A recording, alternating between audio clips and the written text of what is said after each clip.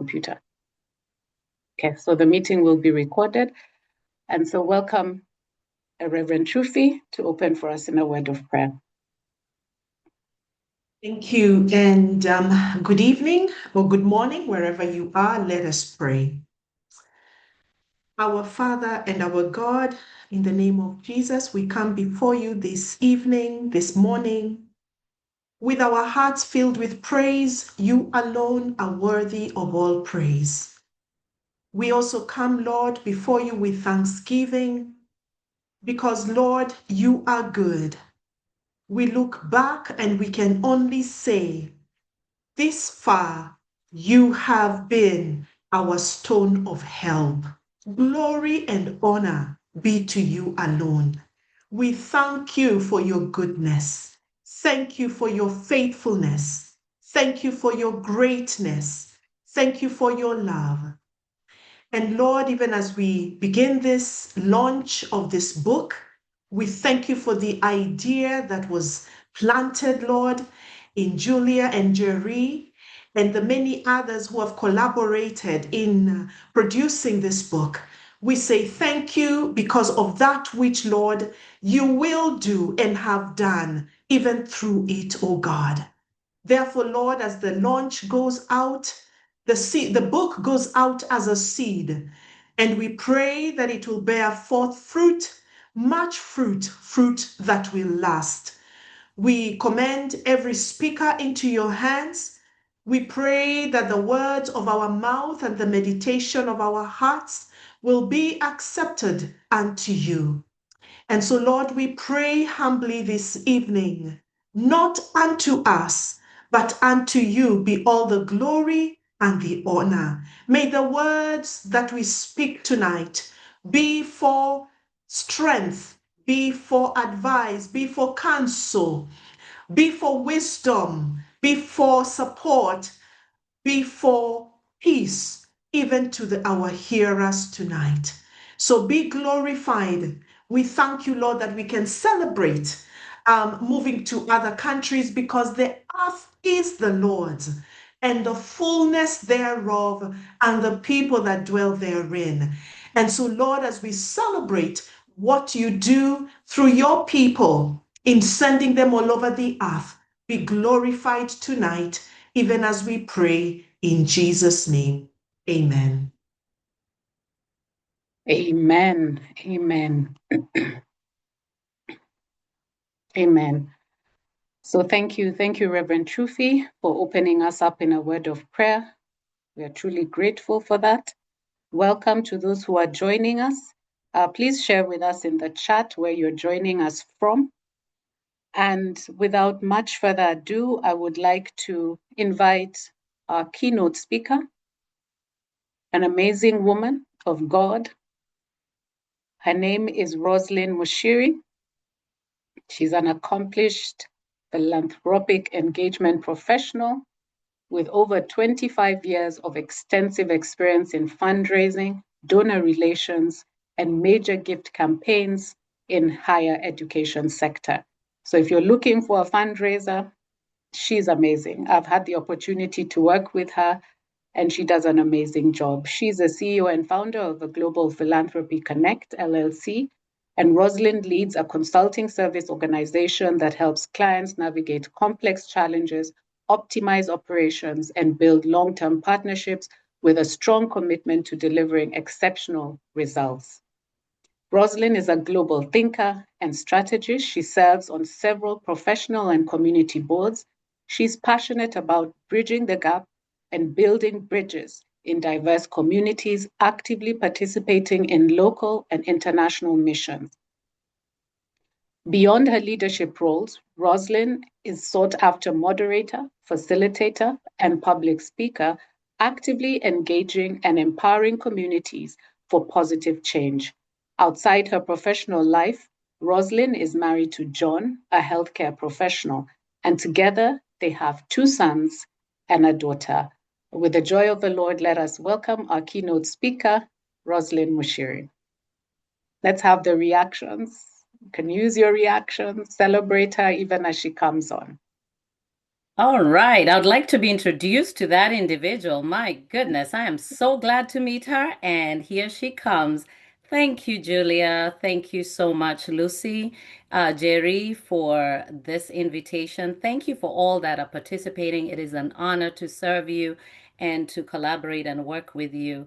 Thank you, thank you, thank you. Thank you for all that have been invited and have showed up from all parts of the world. We are looking at thriving today, looking at thriving across the borders. As I begin, I want to label my topic as GPA framework.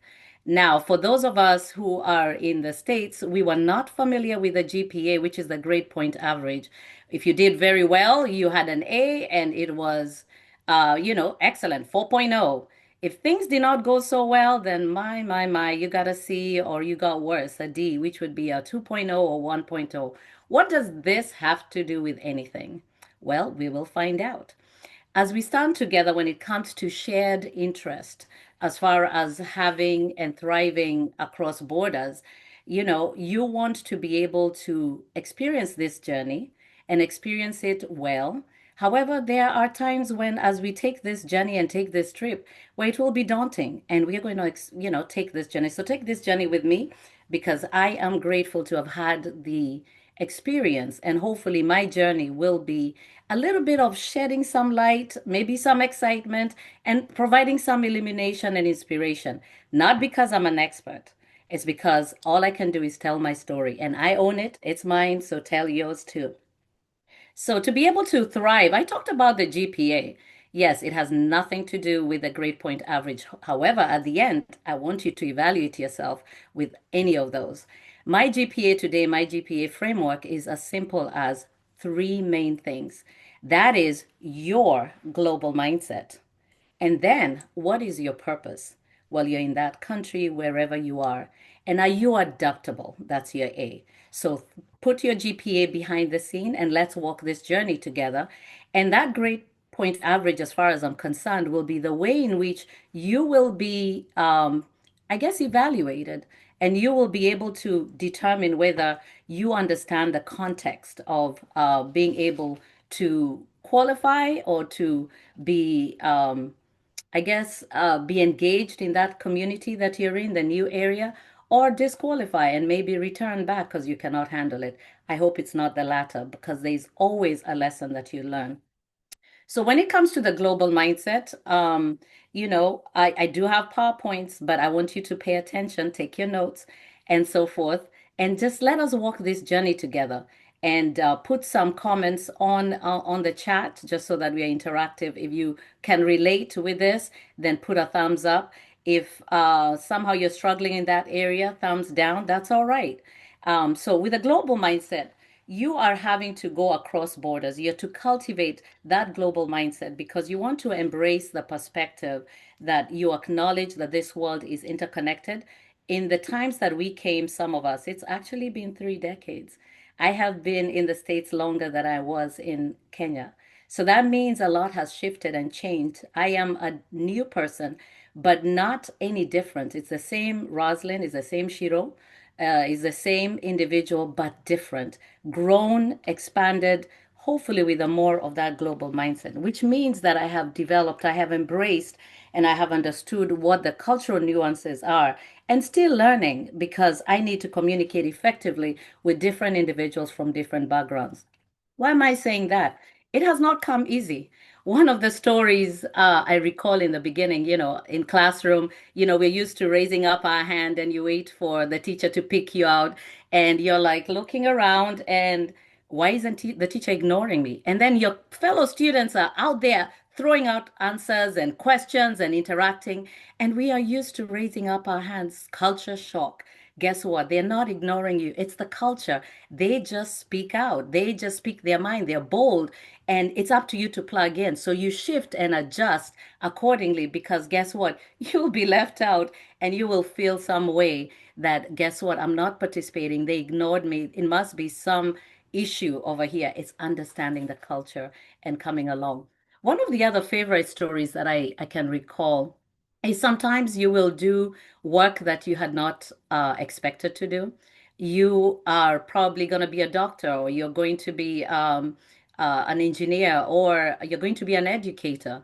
And there are times when you're in that particular land, you will experience work that maybe for some people that seems mundane, whether it's cleaning houses. I recall my sister and I cleaning homes. I recall braiding. We had a braiding shop, and I have to confess, I preferred the ponytail from Kenya. So I guess being able to support the economy, we only braided with ponytail, and that was another successful business. Entrepreneurship, doing whatever you can to make it. One of the other stories that I loved was a young man called Sean.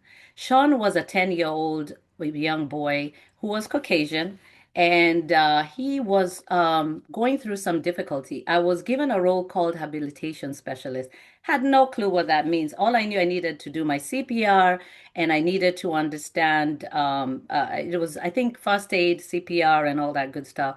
And guess what? Money is green and cash is king. You do whatever you have to do. If that's all I had to do, I'll show up and I will do the work. But what I did not know was, one, I was going to a home that was dealing with poverty, dealing low income, and needed support. And I had not been to such a home.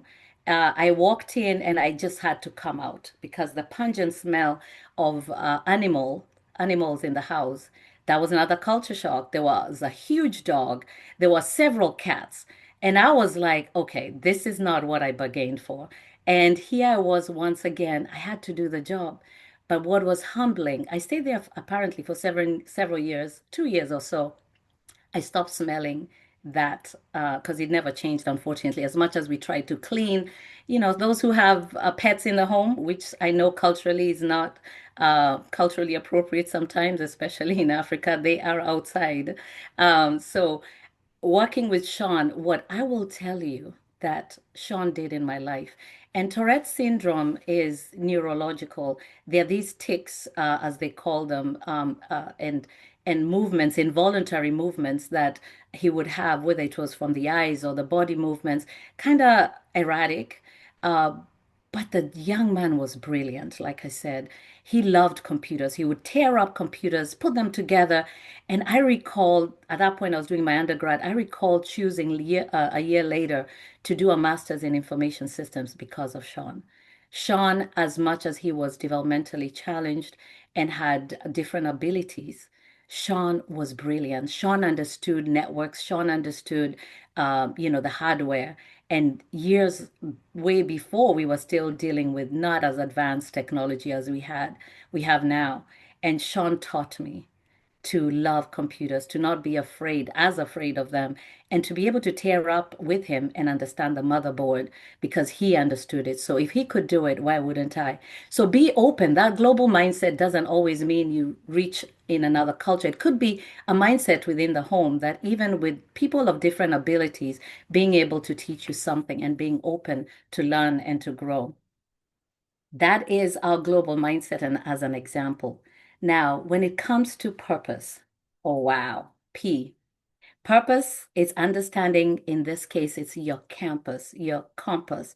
It guides you to uncertainty, especially when it offers some sense of direction and motivation.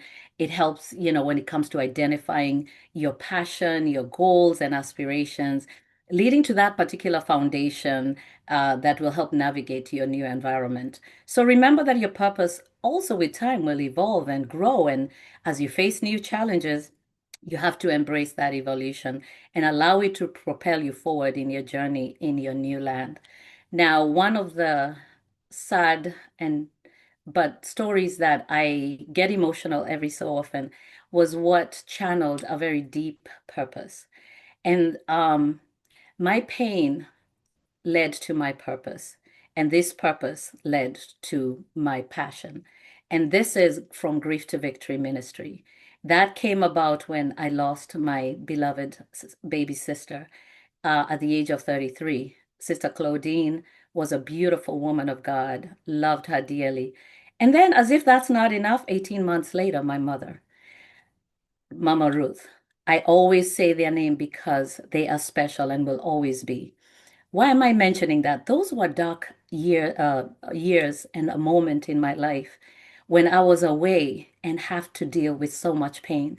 I wanted to be right next to them when they were dealing with what they were dealing with. I wanted to be right next to them when Mama was ailing. I wanted to be there, and I couldn't.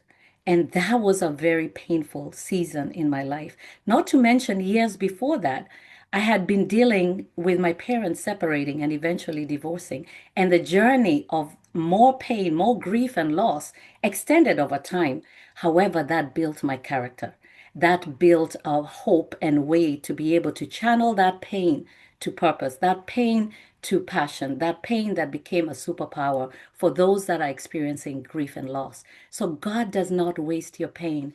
And I do know very well that God has gone ahead when it comes to, I believe it's in the book of Genesis 26, where the Lord reminds us that stay in the land as a foreigner, and I will be with you, and I will bless you, and I will also give you that land, and that land will also be for your offsprings. So it's almost, he swore that to Father Abraham and Isaac and just told them to go possess that land. I believe when you're out there too, possess that land. He's given it to you. You will also be able to prosper in that land, because he reminds us that for he has plans for us, says the Lord, plans for us to prosper and not to harm you, and also give you a hope and a future. So as if so channel your purpose and embrace and evolve as you grow, and even as those challenges come, do not grow weary. We had the GPA, we've talked of global mindset, then now we are doing the purpose. And lastly, the adaptability. Oh my goodness, isn't that important? Adaptability, that's the GPA, the last A.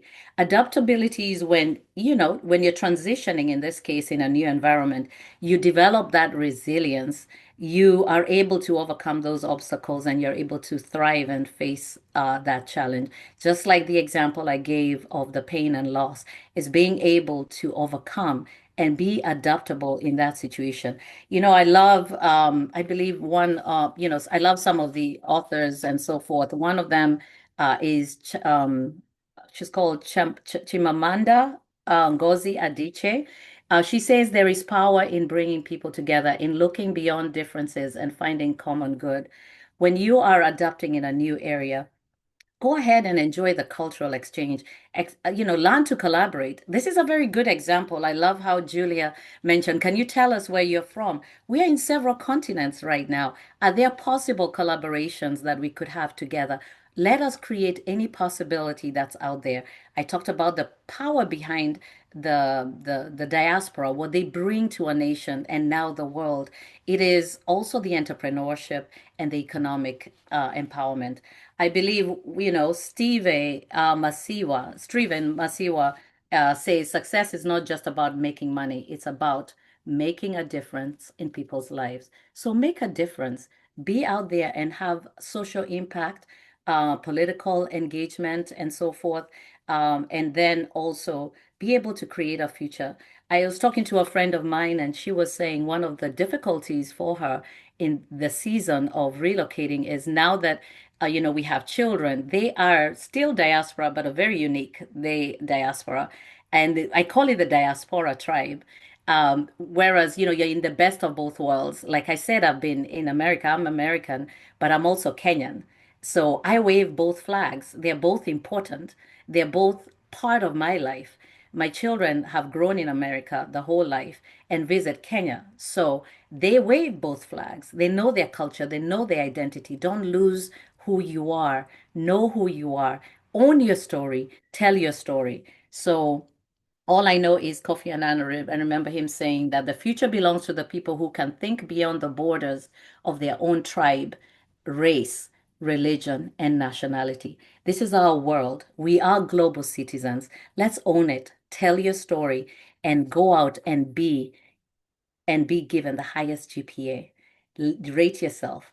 It is about the global mindset. It is about your purpose. It's about your adaptability. And make sure that you are rated as high as you can, because together As I invite you to join this GPA framework, you become that citizen that transcends borders and fosters a sense of belonging and also an identity where you dare to dream and to thrive. God bless you. Wow. Wow. Thank you so much for that amazing, amazing keynote address and reminding us about GPA, having a global mindset, purpose, and adaptability.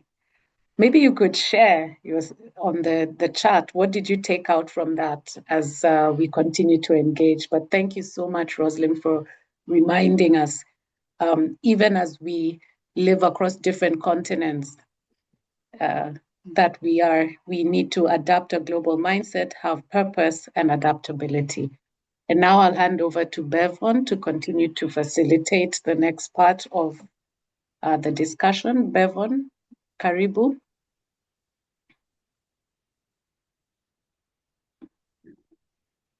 We can unmute. Yeah. Thank you so much, Julia. This is quite an interesting conversation. So the next segment, we're gonna have an opportunity to meet our authors, the authors of the book that is Lucy Njeri and Madam Julia Oyiolo.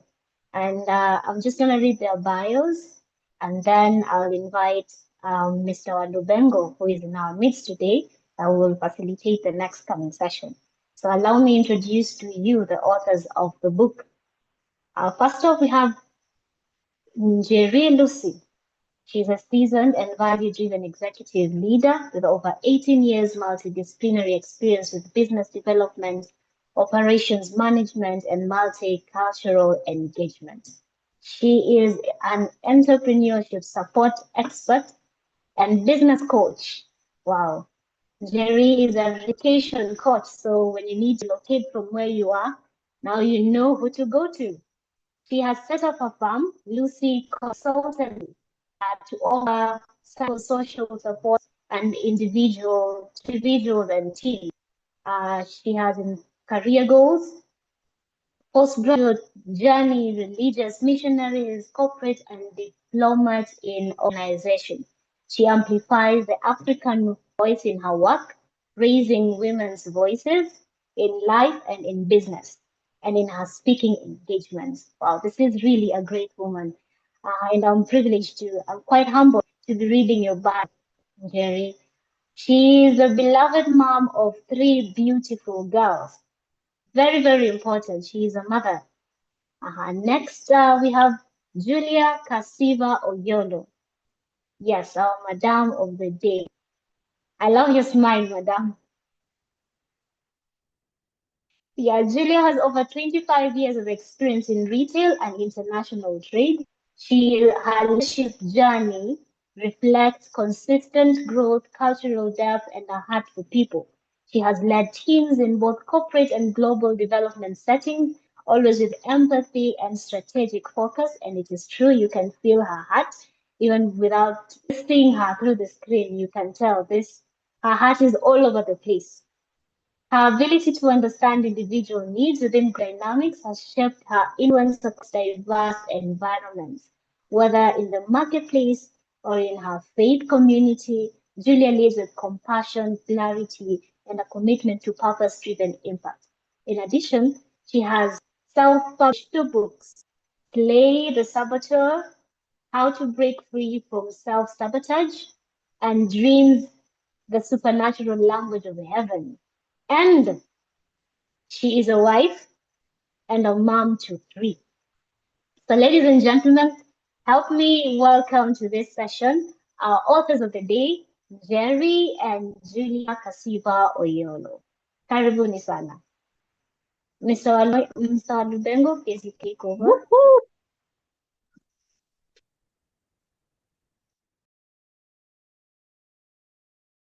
Thank you, Bevon.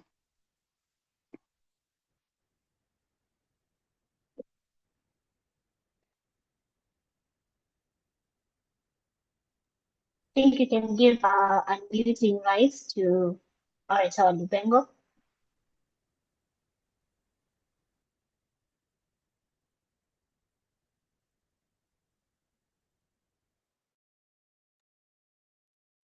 Orator Lubengo, are you there?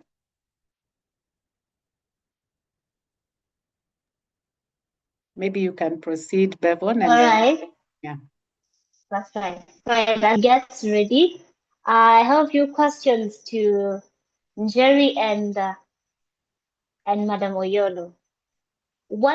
Take us through the book. What inspired the book?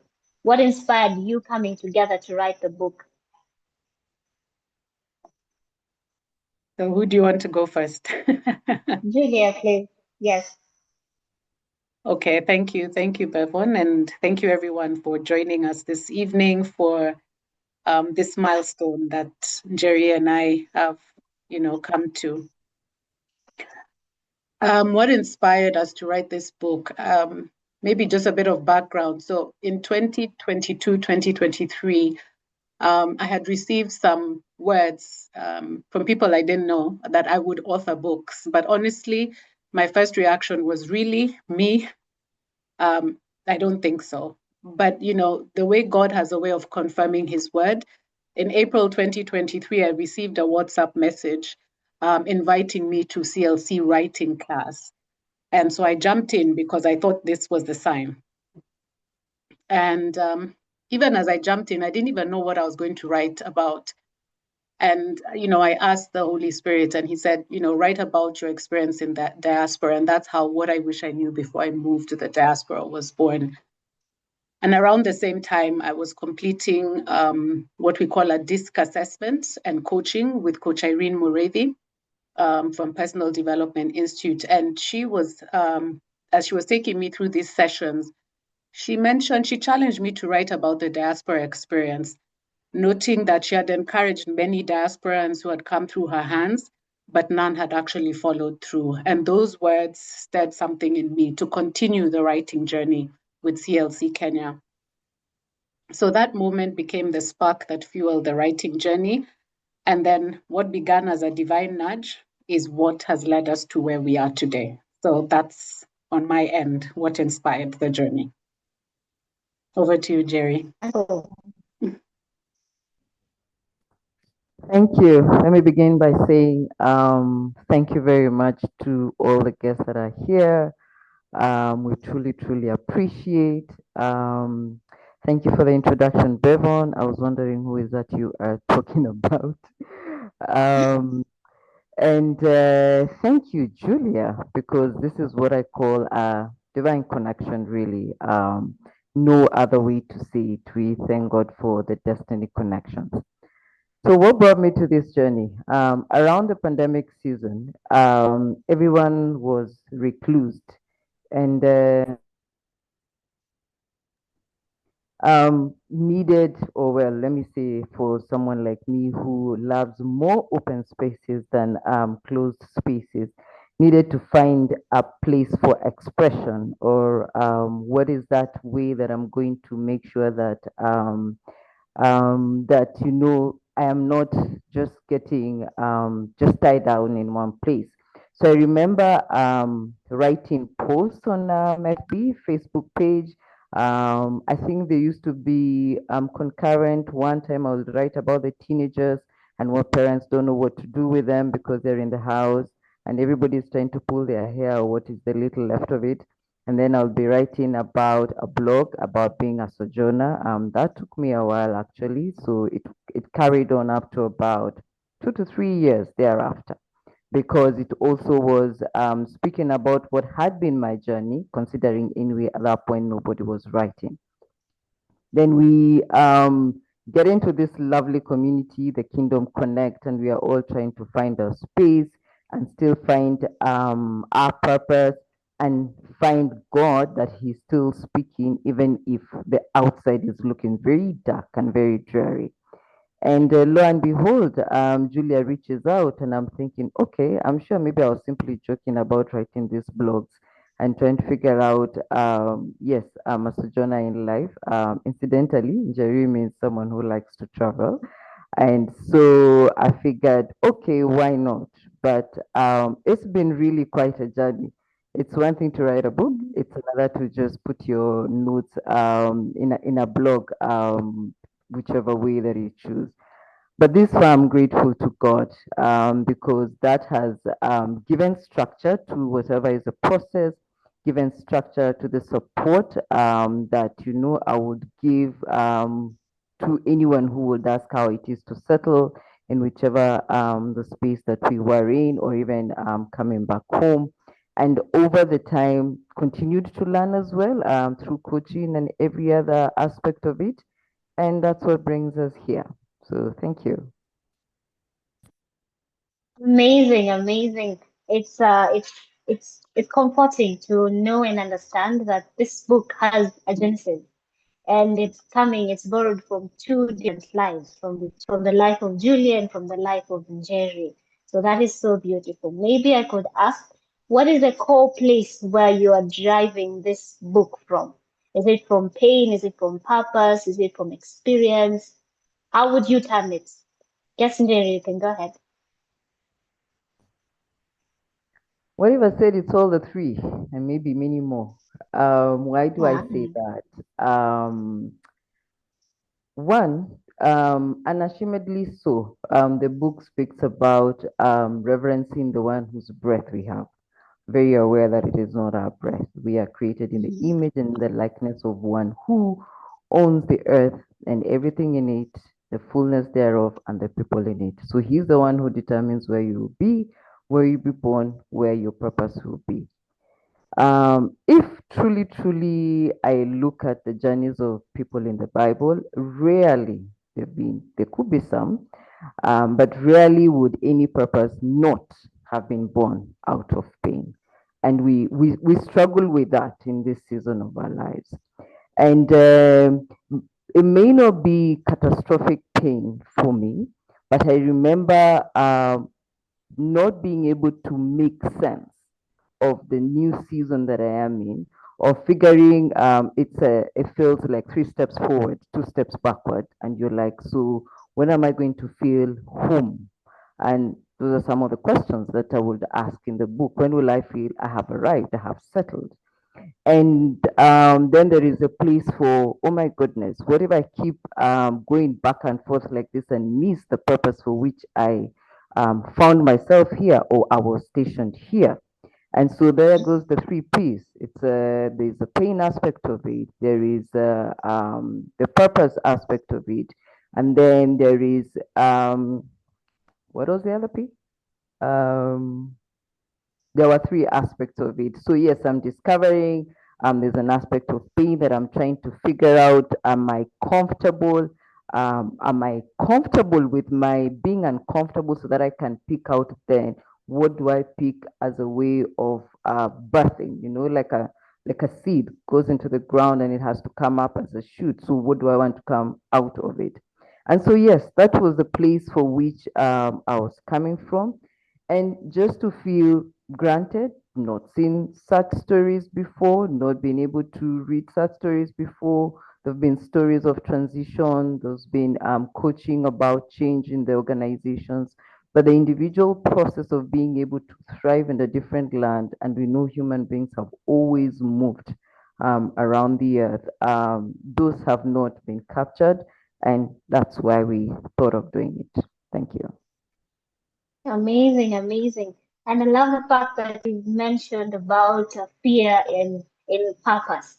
Purpose, is it a journey? Do you feel you have arrived now as you are? Are you different from when you first moved to the diaspora and how you're feeling right now? Welcome, to the city. We are pleased, quite humbled to have you in our midst this evening. So I'll allow Julia to answer the same question that I asked Lucy. What birthed the book? Oh, thank you, Bevan. And I think, like Njeri, it was ad process, pain, purpose, and process. And being able to share that process with others. Like Njeri had said, when I moved to Switzerland, I mean, those days there was no, these days everybody has GPS, they have internet, they have AI, they can ask anything. Those days was not the same. And so it was really navigating this journey without those tools that we have today that makes life a little bit easier.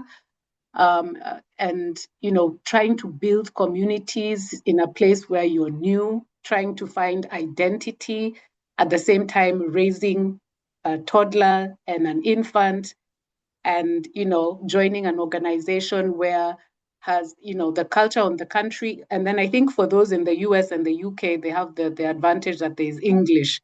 I think when you move into a country where they're speaking French or German, it adds another layer of, feeling like you don't belong. And what Njeri brought out was, when will I ever feel like I belong?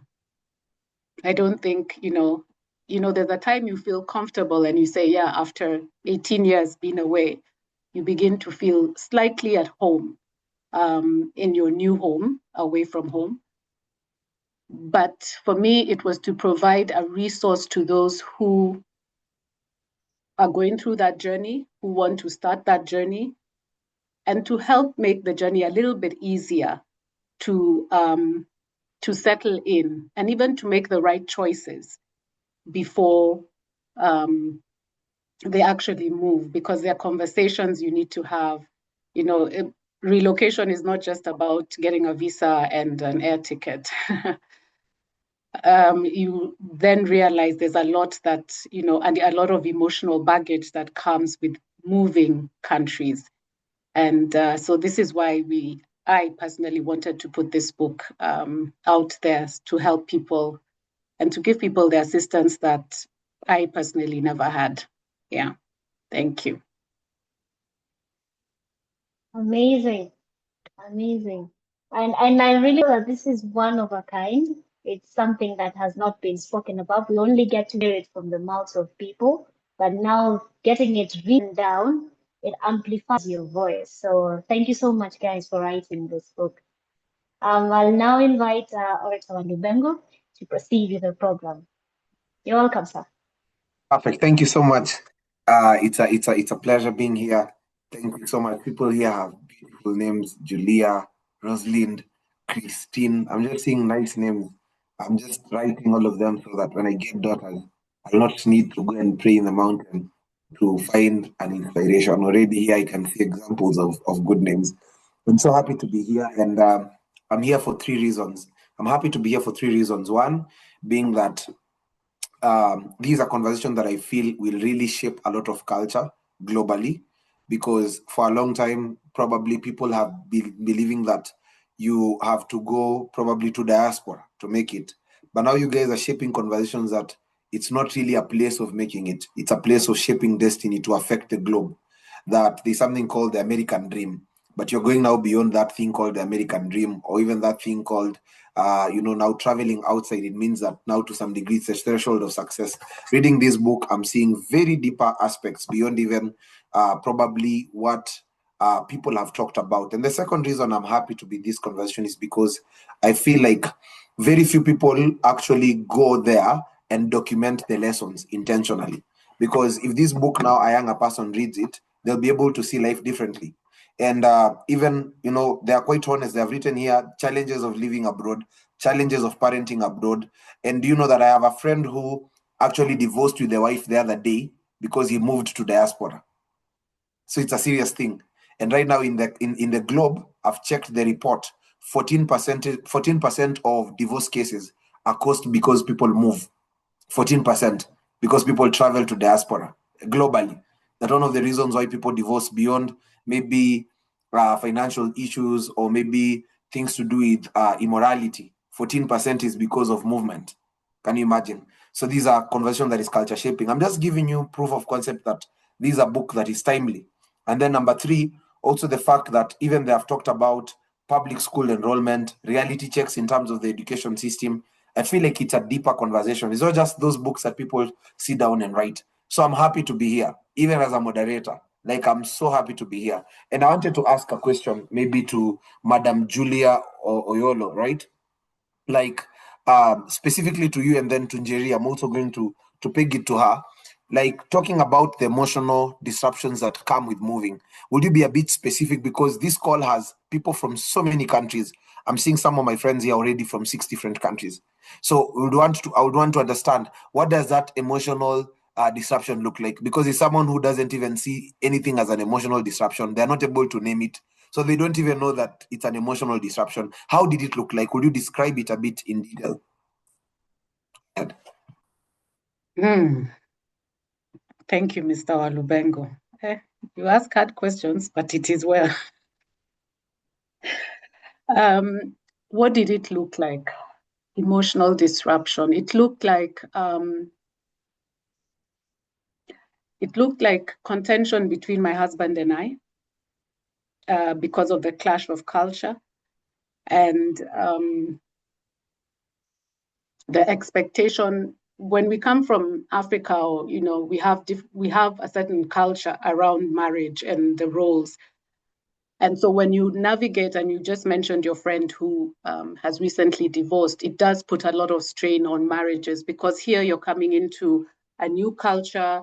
There's probably different work. I know in the US, the work culture is really intense. Couples are moving in and out of the house. You don't have time to bond. And that causes a lot of strain on marriage. Cultural roles also begin to shift. For instance, if the woman becomes the main breadwinner in the house, and the husband has to take on more traditional roles that we say are women's roles, it does spark a lot of that tension. And so in marriage was one of the biggest challenges that we had to navigate that conversation. Another one was in parenting. I came here with a 5-month-old at the time, and a 3-year-old. My daughter was turning 3. My son was 5 months, and there was no help. I moved from Kenya, and I was used to having 2 house helps, a nanny, and all the help that you can get. Your parents are there, and here you're on your own. It's you and your husband, and it was hard. I always say it was a fiery furnace. So balancing the house chores, looking after a toddler and an infant, you're exhausted most of the time. You have to perform at work, and and you're going through the sleepless nights of infants. It's enough to cause a lot of emotional strain on your marriage, and also the pressure on you as a parent. I realized that, and I mention it in the book, I became very angry. I started, snapping at the children, the small things, because you're exhausted and you're trying to keep everything moving in line. Everything has to move in line. And for those of us who are in Switzerland who know that, the Swiss watch is not just to time, the trains. It's like your life also goes according to the beat of the time. And so to keep your toddlers who want to go running up and down and doing all kinds of things, you also become a little bit tense and snappy with the children. And so I looked at myself in the mirror one day, and I was like, yeah, I came into full reality about the emotions that I'd been going through.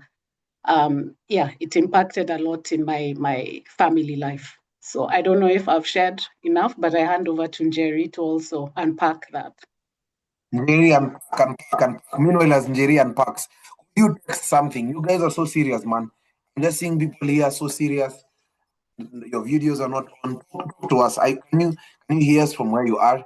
Please type something in the chat box, even as we unpack, and encourage them. Write for them nice emojis. Give them some energy, some dopamine levels. Let them open up their heart. Where you feel like they have said a sad story, you give them an "oh, it will be okay." Don't press those emojis. Type something. Type something. The other day you saw that human beings have become more lazy in communication and more lazy in memory. So I want us to be intentional. Type something. Say awesome. Even just tell me my shirt is nice. Tell me, wow, Njeri, that's nice hair, nice afro. Type something. Even as we keep up with the conversation, because this is not it's not a Bible study meeting. We're having a serious conversation here. Type. Let me know your reflections. Let me know how you feel. Lovely. Yes, you started. Christine said very relatable. Thank you. Your shirt is nice. Very that way. Yes, keep it that way. Keep the fire burning. Okay. Don't get tired. Don't get tired. Madam Njeri, are you ready? Are you ready to unpack? Thank you so much. Please unpack for us. How did it feel like on your side, navigating the disruption? Talk to us. The journey of a corporate woman being stalled in the house. You're used to bringing your share of the income, but now you have to be the one who is you have to be the one who is handling the house chores. And there's also the aspect that you have your work is around everybody else. So their challenges of settling become your business. There's the main immigrant who is, now, so that you decide whether are you I like to use this phrase, are you the trailing spouse, or are you the supporting spouse, or the accompanying spouse? Because if you're trailing just like the baggage that was removed from the airport into your house, that's really just the way it's going to be. And so, yes, that was an emotional tension, because my world is revolving around just making everybody else happy. And the discomfort of, and me, where is my space in this new God grains earth that I've moved to a new country? Who even understands that I'm trying to find meaning in the name of looking for work to do, or whether gainful employment? Some kinds of assignments like the one we had could not allow me to work. And so then the entrepreneur I had to figure out then, how do I become relevant to myself? And to also be very careful not to complain. Remember, if I ever told anyone back home that I'm feeling I've lost meaning and purpose and significance, you all would ask me, seriously? Don't you see that it's a privilege to be living where you are? And so then I keep it to myself, because nobody is going to understand. But what that does is then you begin to have your own internal tensions, and they come out. You snap a bit, you decide maybe you don't want to talk to anybody. And when the children begin to feel that that's the discomfort you're feeling, you're not warm, you're not welcoming when they come home, then it becomes difficult. And they were preteens as of that time, trying to navigate. Of course, there's the parenting, teens, preteens into teens. So I'm juggling my own emotional tension. Then I have to help children here into their teenagehood in a whole different culture. Is what we say, we breed now children who become what we call third culture kids, and they're trying to find their space in that environment. That was a challenge. Anyway, that is how I ended up discovering the entrepreneurial environment in that country. And to say that they really do encourage, because the country, it's France, the country is very laissez-faire when it comes to demanding that you have to deliver to certain levels. They love their life, my goodness, they truly love their comforts. And so to try and encourage entrepreneurship can be something. And so that tension then, for me, then that's how I ended up channeling it into the business, channeling it to volunteer activities. So now then the flip side became my schedule became filled with volunteer activities. What becomes the challenge again? Mom, you're not available. When I really need you, you're not there. And so I even write in that book, will a woman ever truly be able to give a balanced perspective of who she is, whatever she decides to do in the family? But that's the journey. Lovely, man. Love listening to beautiful, intellectual, vulnerable, and grounded women speak. Have you heard how her voice is sweet, and even the kind of conversations? Let's appreciate her for sharing her heart out. And I feel like these are the conversations that need to start coming out for more people even to share. And I remember at a certain point, I was talking to, years ago, I was talking to one of my friends from Diaspora, and he told me that he's depressed. And I was like, how are you depressed? You know, the way every child would wish to go to America, or to go to UK. Like anytime someone gives a testimony in church that God has opened the door in America, you just see like their life has changed instantly. But now you're bringing reality in perspective, that there's so much that goes deeper, you know. So I want to appreciate you. I want to quickly invite Dr. Muthoni from CLC Kenya to speak to us, especially for those of you who are starting your journey of authorship. I would want her to just open up and also give strategies and the ideas of how you can start that journey, so that you can be, you can be able to build your capacity. And then also, you one day will be asking you, like in this session, how are you feeling? How was the journey? Would you share out your heart? And then you'll share out your heart. Dr. Muthoni, are you there? You can Yes. take over. Thank you.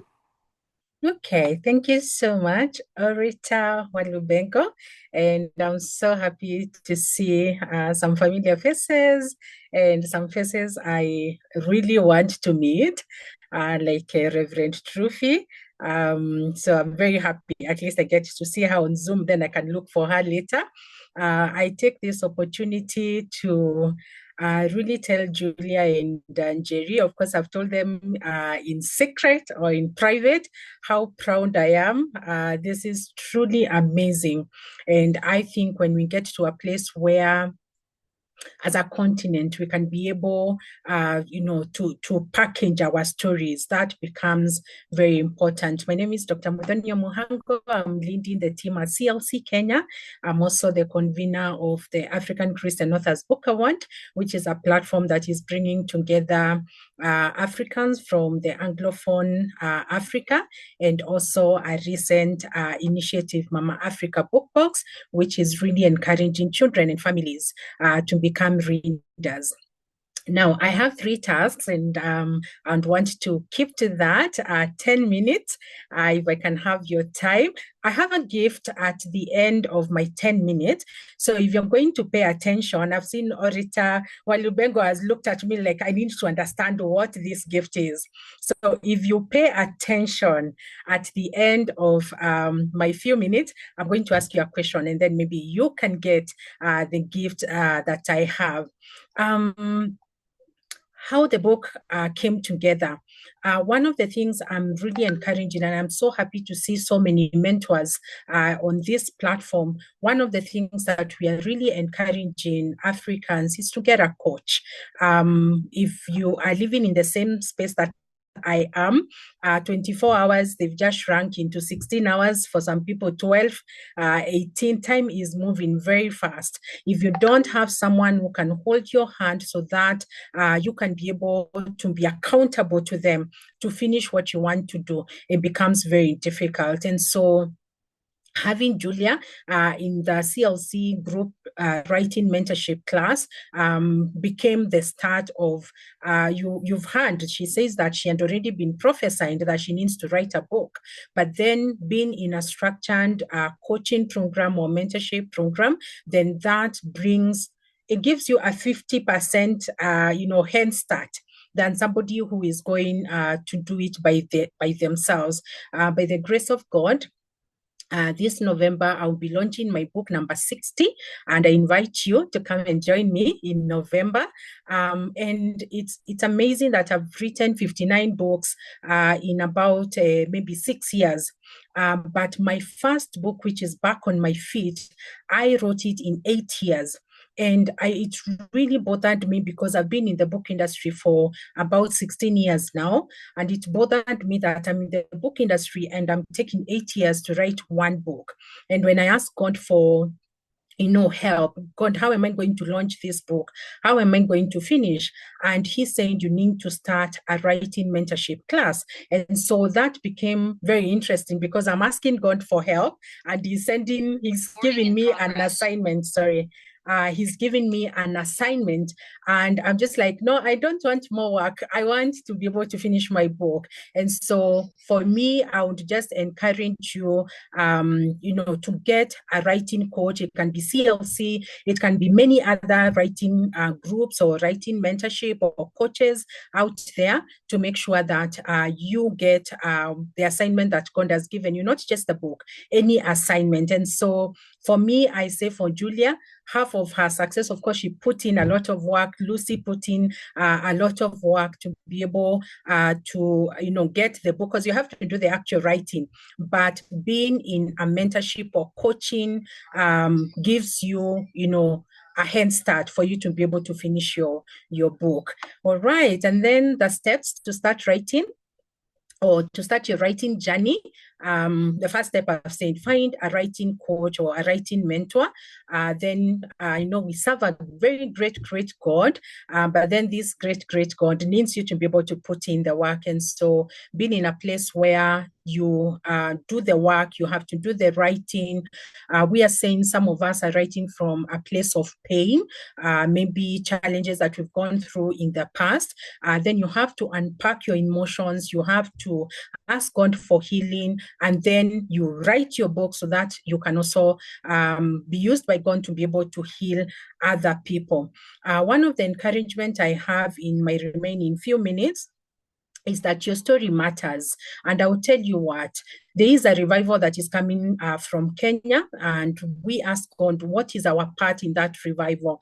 And if you look at it, if you look at what is happening in Kenya, in East Africa, in Africa, there is what God is, our books are going out to other countries. I know the Westerners, they brought Christianity to Africa, but then now through books, we can also be able to minister to them and be able to remind them of the God that they introduced us to.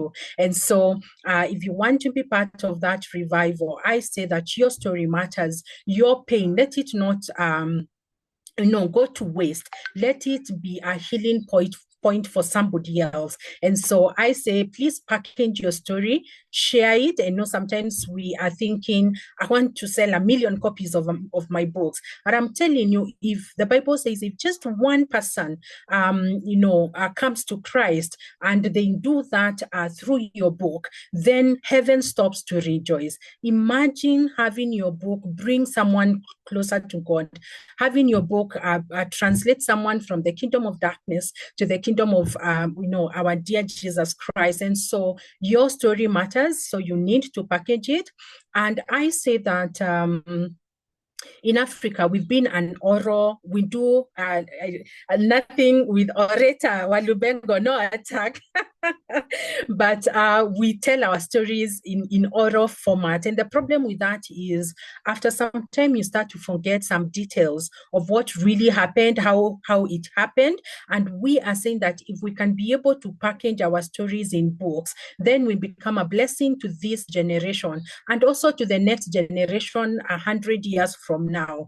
You see, as a continent, we can't be starting from scratch in every generation. Like if you read the book for Julia and Lucy, you realize that there are lessons someone who wants to relocate can actually learn at this particular time. You don't have to make the same mistakes. But then if there is no Julia, if there is no Lucy to be able to tell you, then it means everybody is starting from scratch. And that becomes dangerous because we are not building on top of one another.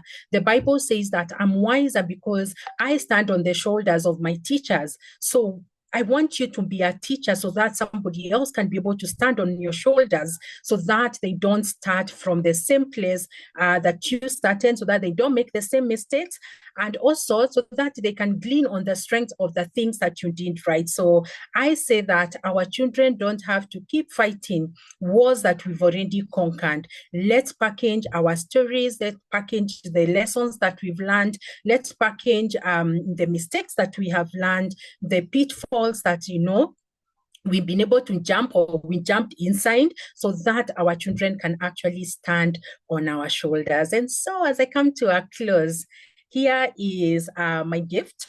The first one, if you're an aspiring writer, you can go to CLC website, it's kenyaclc.org, and find /publishing in Africa.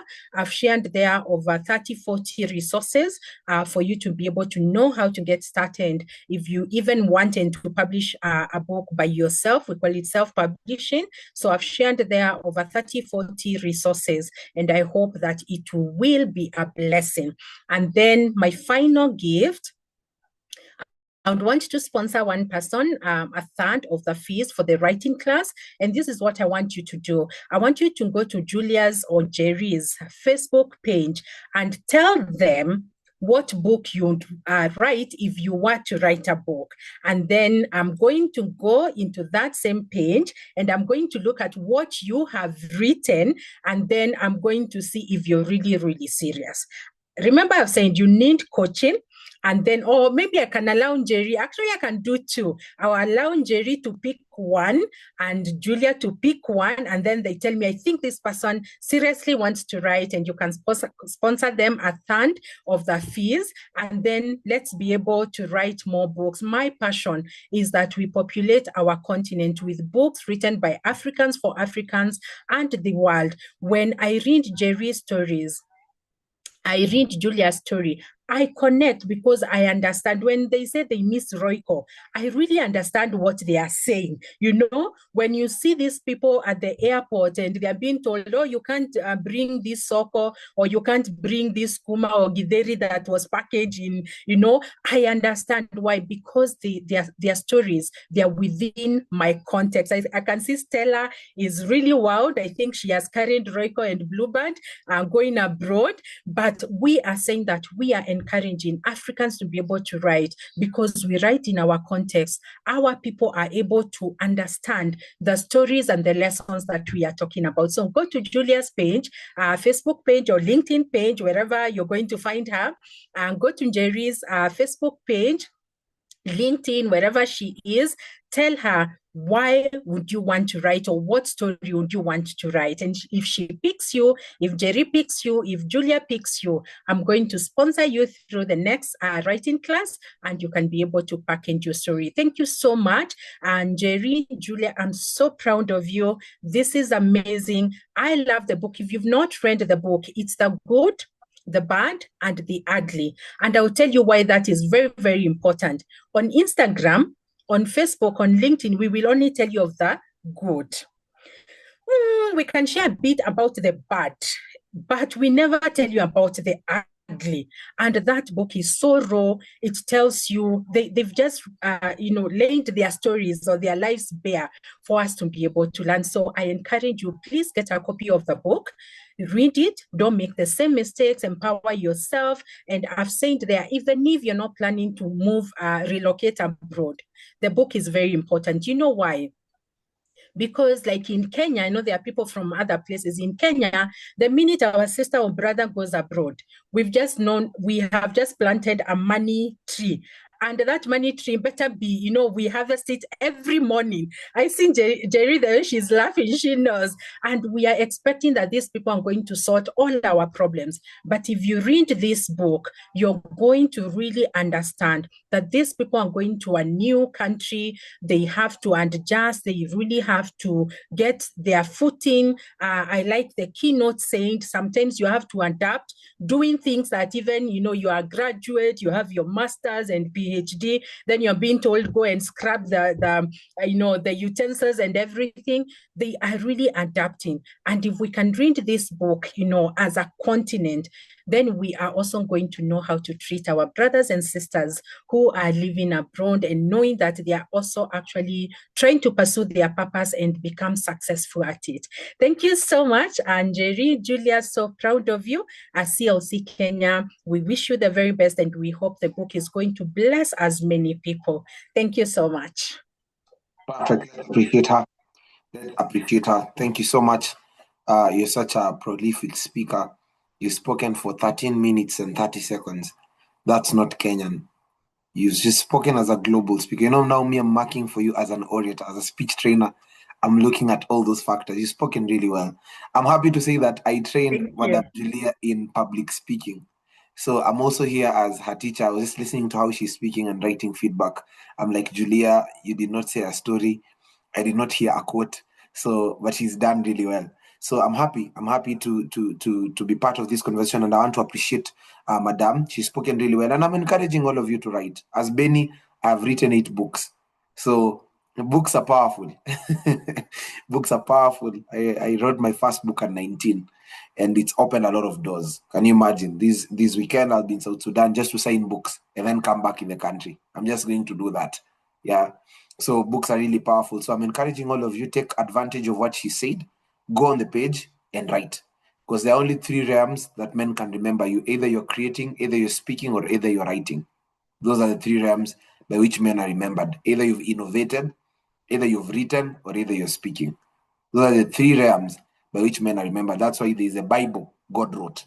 Then he spoke. Then he created those 3 realms. So what she said is very true. Let's appreciate them. I want us to move to the next segment. It's called Navigating Culture, Connection, and Identity in the Diaspora. Come on, guys. This is where you clap, you smile, you show joy. You know, I realized, Madam Julia, when diaspora clients call me, they talk. Then I discovered in diaspora, people don't have friends. So I was telling my friends the other day, if you want to make money with diaspora clients, just listen to them. You don't even need to market yourself. You don't even be in a hurry to tell them what they need to buy. Just listen for 40 minutes without interruption. You know, just allow them to talk. There's a guy who used to call me and talk for 6 hours, boss. And when I want to go, he tells me, I want to send you a gift. So, when he says a gift, I have to stay there again. So the guy would send me like 4 gifts in a phone call, man. So anytime I would see his call, I would just know today is that day. I will not do anything. The guy will talk and talk and talk and talk and talk. So I discovered, and actually loneliness is sickness. Like it's not something to joke with. So today, ladies and gentlemen, I want us to move to the next segment of culture, connection, and identity in the diaspora. And I want to encourage diaspora people to talk. If you need someone to talk, I'm just here. You can just be calling me. I'll be listening to you. I have some of my clients here. Every day, listen to them for 30 minutes. Can you imagine, Madam Julia? I have people who just call me. I listen to them for 30 minutes. They talk and talk and talk and talk. So I'm just thinking of one day we should have a meeting where people just talk for 3 days, back to back. They don't stop. They just talk nonstop. And then we'll have fixed this challenge, right? Ladies and gentlemen, I want us to go to the next segment, and I'm going to invite Rev Trophy, right? Rev Trophy to talk to us. I almost said Trophy, but she's called Trophy. Rev Trophy, Kwaka Sumba. Very interesting names, man. Very beautiful names. And I want to ask her a question as she's coming, because this will be a panel session. I'll be giving each speaker a segment to speak to us. Each speaker will have 5 minutes. 5 minutes to be able to, give us depth, and then from there we'll be learning. So, are you here, Rev Trophy? I can't see you. Yeah, all right, Tawalublengo, and such an honor to be with you.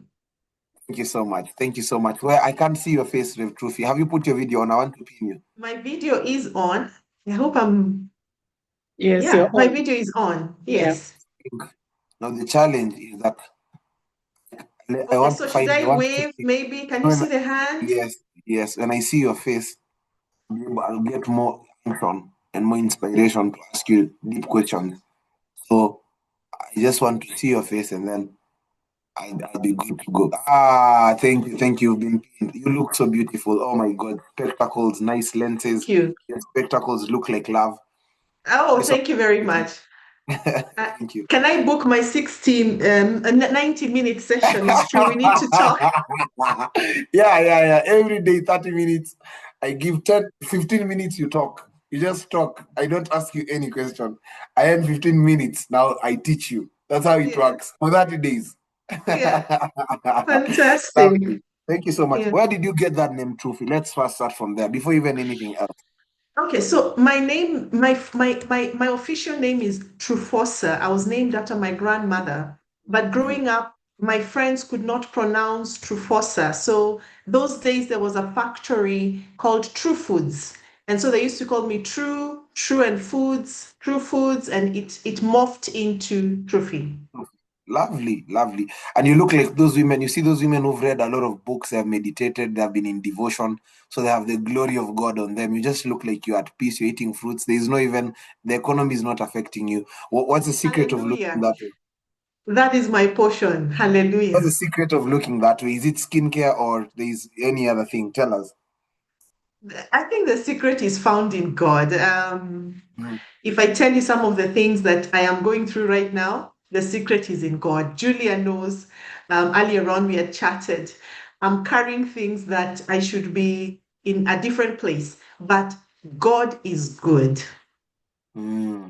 Even in difficult situations, He is good. And so for me, it's just to say hallelujah. Lovely. God bless you. I'll go to my question. In your experience, maybe what are the most critical steps someone should take to ensure a smooth transition for their family, especially children, when moving to a new country? Because here we have parents who are in different countries and there's all that disruption. Maybe you can just give us in your experience. I don't want to interrupt you, so I'm going to give you the next 5 minutes. Pour out. Show us your power and love. Go ahead. First of all, is to say congratulations to Julia and Njeri. Fantastic book. I am reading it, I'm enjoying it, and I can relate to it. I'm in my third move. So I have moved countries 3 times, and this is my third one. And each of them is very different. This is the first time I'm moving with my children. So it also has a very different flair to it than my 2 previous ones. But because I have 5 minutes, I will just say the things that as I was reflecting, what would be so key for me. And I'm really honored again to be here, to be in the company of such great people. Number one, I think for children, before you make the move, is can you pray and be sure that God's hand is with you? I want to reiterate something that has been said, but I want to say it perhaps in a more stronger way. Moving or living abroad does not equal God's blessings. God's blessings is not found abroad. God's blessings is found on the earth, because the earth is the Lord's, the fullness thereof, and the people that dwell therein. And according to Acts, it is God who determines our times and seasons and the places we should live in. So be sure that God is leading you to go abroad. You will need that backup every time to say, God, you brought me here. So what is the game plan? Number 2, find out about church. And I'm assuming that majority of our audience here today are born-again Christians, so don't take church for granted. One of my criteria for church, because I have children, both preteen and teen and adult, I said I wanted a church that had a strong children and youth ministry. So I wasn't willing to compromise on that, and I went around looking for it because I knew my children needed to log or to be able to develop friendships that would support them all along. So find a church that is wholesome, that is teaching the word of God, but has a strong children and youth ministry, because your children will need that support from their peers. Number 3 is culture. I mean, we can talk about culture until tomorrow. So we live in Switzerland right now, and culture is a big thing. It's the language. So I would say, let your children learn different languages, but let them learn the language of the country they're going into. I can tell you, I wish I did French. I have a French exam coming up. I'm studying like nobody's business. And I wish I had taken my children to French class before coming. But by the time we knew we were coming, it was too late to do so. So right now they're going through French, and it is not easy. Mannerisms will be different. Beliefs and values. So for example, right now, people are preparing for Halloween.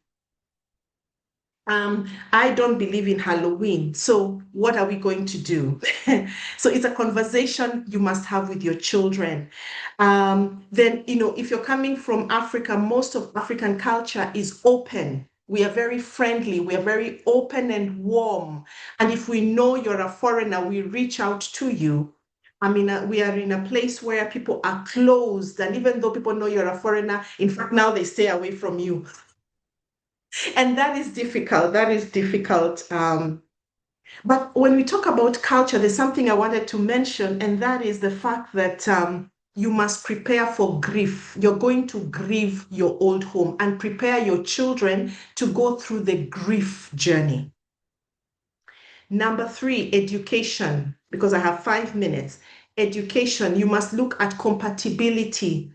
And the school matters, a place where they can flourish.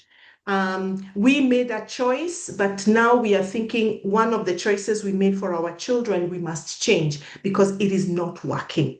And that is difficult because our children form bonds and friendships also in school. They find a place for flourishing from being part of activities. So if they're in a school where they feel they cannot be part of the activities, it's going to be tough, and you need to have those conversations. Go to the school, interview the teachers, look at the environment, but be praying that, and you can be sure about it.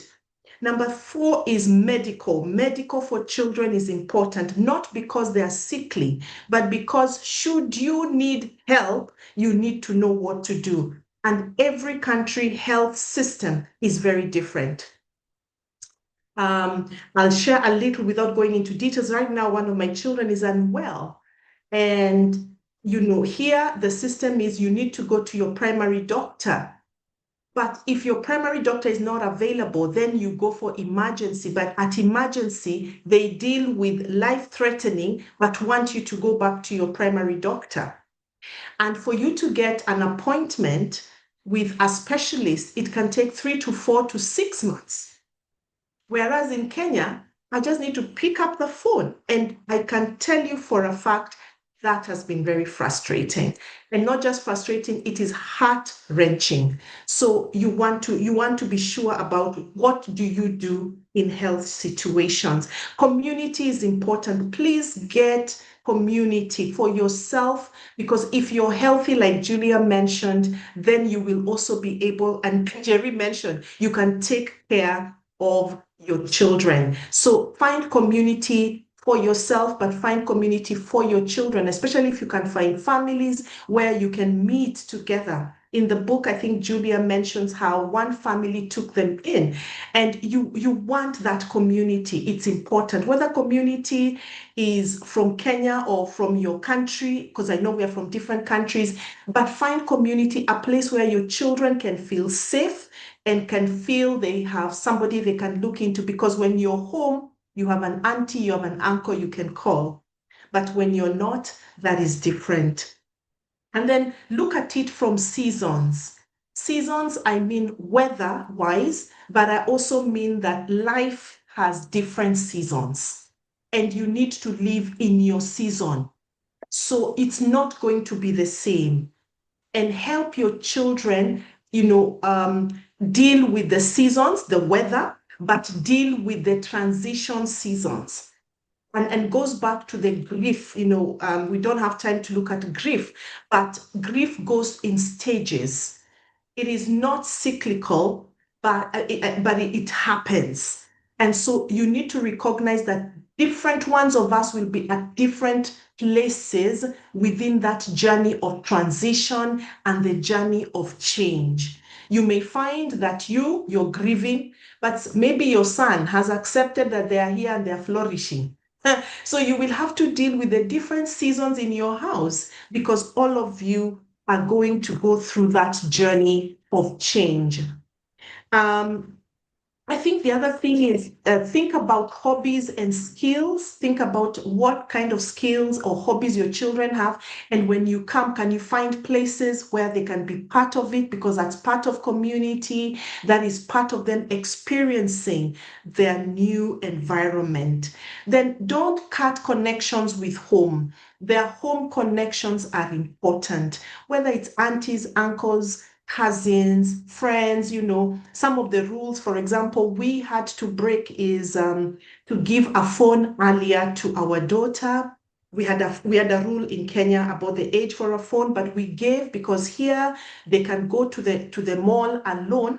So I need to know where they are. But number 2, they can chat with their cousins and friends in Kenya. because that helps their well-being. So I've had to flex around those rules. Think about how do they connect with people at home? How do you talk about home? Think about also structure and freedom. Your home needs to have a structure of how you do things, because children love routines. Please, even the sanguines, they love routines because it is something they can bank on. I know that we eat dinner at 7, so I'm sure dinner will be ready at 7. That gives them a sense of stability and a sense of belonging. So so having that routine and structure helps them, but also allow them the freedom to explore their new environment. So, for example, can I go to the mall with my friends? Yes, but within certain guidelines. Think about, teach about money. So teach about money. Money is important. Teach them about money and how does money operate in the new country that you're going in, so that as they come, they can appreciate the new currency that they have to interact with. In Kenya, they can understand what 100 bob can do. So can they understand that 100 bob is not 100 franc? So what does that mean for them?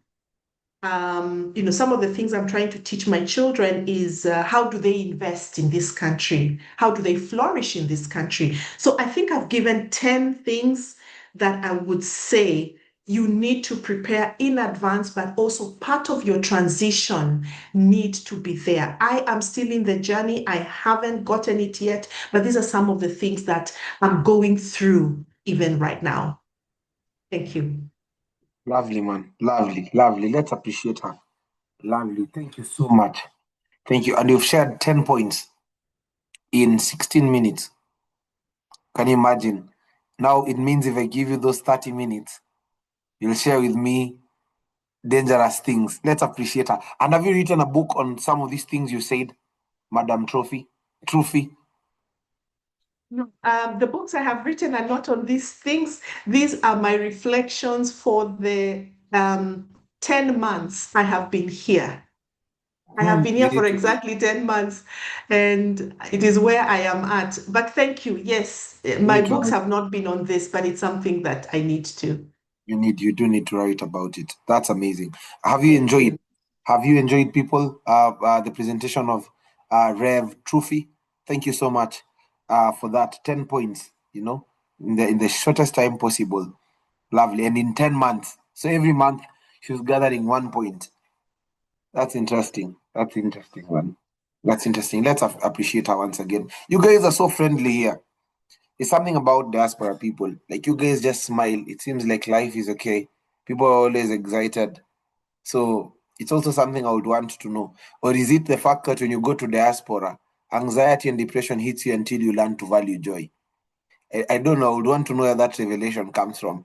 Like, I always just see, every time I'm with my diaspora clients, they're always smiling. Every time. Just like, oh, Benny, the Lord is good. I'm like, could it be that this person has discovered how joy is so expensive and how peace is so expensive? But I love the presentation by Rev Trophy. I want us to go to the next person. Thank you so much, Rev Trophy. And Rev Trophy, are you on social media? I just want to be checking your page and seeing that smile. I hope you smile on social media. Yes, I am in social media. Yeah. Where can we find you? I am everywhere. Like even on Instagram, on TikTok? Yes. For real, like if I search Trophy, I'll find you, Trophy Kwaka. You'll find me there. You will. Lovely. Look for me, let's talk. Okay, copy paste your Instagram link so that many of us can follow you. Thank you so much. And this conversation is so serious that there's a boy here who is 10 years old. Amani, are you there? There's a boy here who's running a company at the age of 10. He's joined this meeting. So it's interesting that even the younger people, Gen Alphas, are in this conversation to learn early. So thank you so much. I want to proceed to Pastor, I don't know if I should call him Ike, Ilonze, or yes, Ike. I am here. If they could see your face, it's even better, so that you can say hi. This boy is here. Maybe I don't know if Madam can pin him so that he waves. Amani, we can't see you. We'll have to go to the next person. Are you there? Madam Julia? I am here.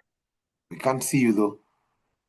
Madam Julia, you can pin him to say hi and share what he has learned from specifically Rev Trufi. Yeah. I'm trying to. Okay, he will share later so that you're able to keep time. Let me invite Pastor Ike. Is it Pastor Ike or Pastor Ike? Pastor Ike. Oh, Rev Trufi is saying that today my favorite. I just lost my aunt. Wow. Let's we are passing our condolences. Apologies for that. Thank you so much, even for sacrificing this. You know, they say when someone gives you water at home, it's hospitality. When they give you water at work, that's PR.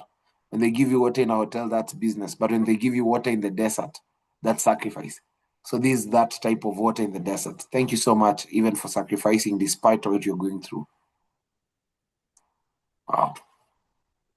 Thank you so much. May God bless you. And may God give you peace that surpasses all human understanding. Pastor Ike, are you Pastor Ike or Pastor Ike? Pastor Ike, but just like someone said on the platform here, it's my name is Ike Chukwu, and I find along the pathway of life, people bite their tongue when they want to call my name, so it got morphed into Ike. So Ike. Yeah, it makes it easy for everybody, and I think people love it, and I adopted it. Lovely. I don't know if Madam Julia, you can pin Pastor Ike, so I can just invite him. Pastor Ike, you look so handsome. That's amazing. You know, I love the fact that you are here and you are representing the men. You know, from the time we've been speaking, I've just been saying the ladies. Right now, you're getting to hear now from a perspective of a man, and I feel like also this perspective is very key. Thank you so much for creating time, sir. And love the fact that your question is a bit intense and it's very deep. So, in 5 minutes, you explain for us. When you see me back on the screen, I've been pinned. Just know that your time is up. When you just see me smiling, just know that I'm being nice. But you kill it in the 5 minutes. Do the thing. I want to ask you the question straight to the point. It says, what advice would you give spouses or partners who may be struggling to find their own sense of purpose and community after relocation? How can they build a fulfilling life in a new environment? Allow me just to repeat for purposes of precision and also to make the other person on the other side to get a better understanding. What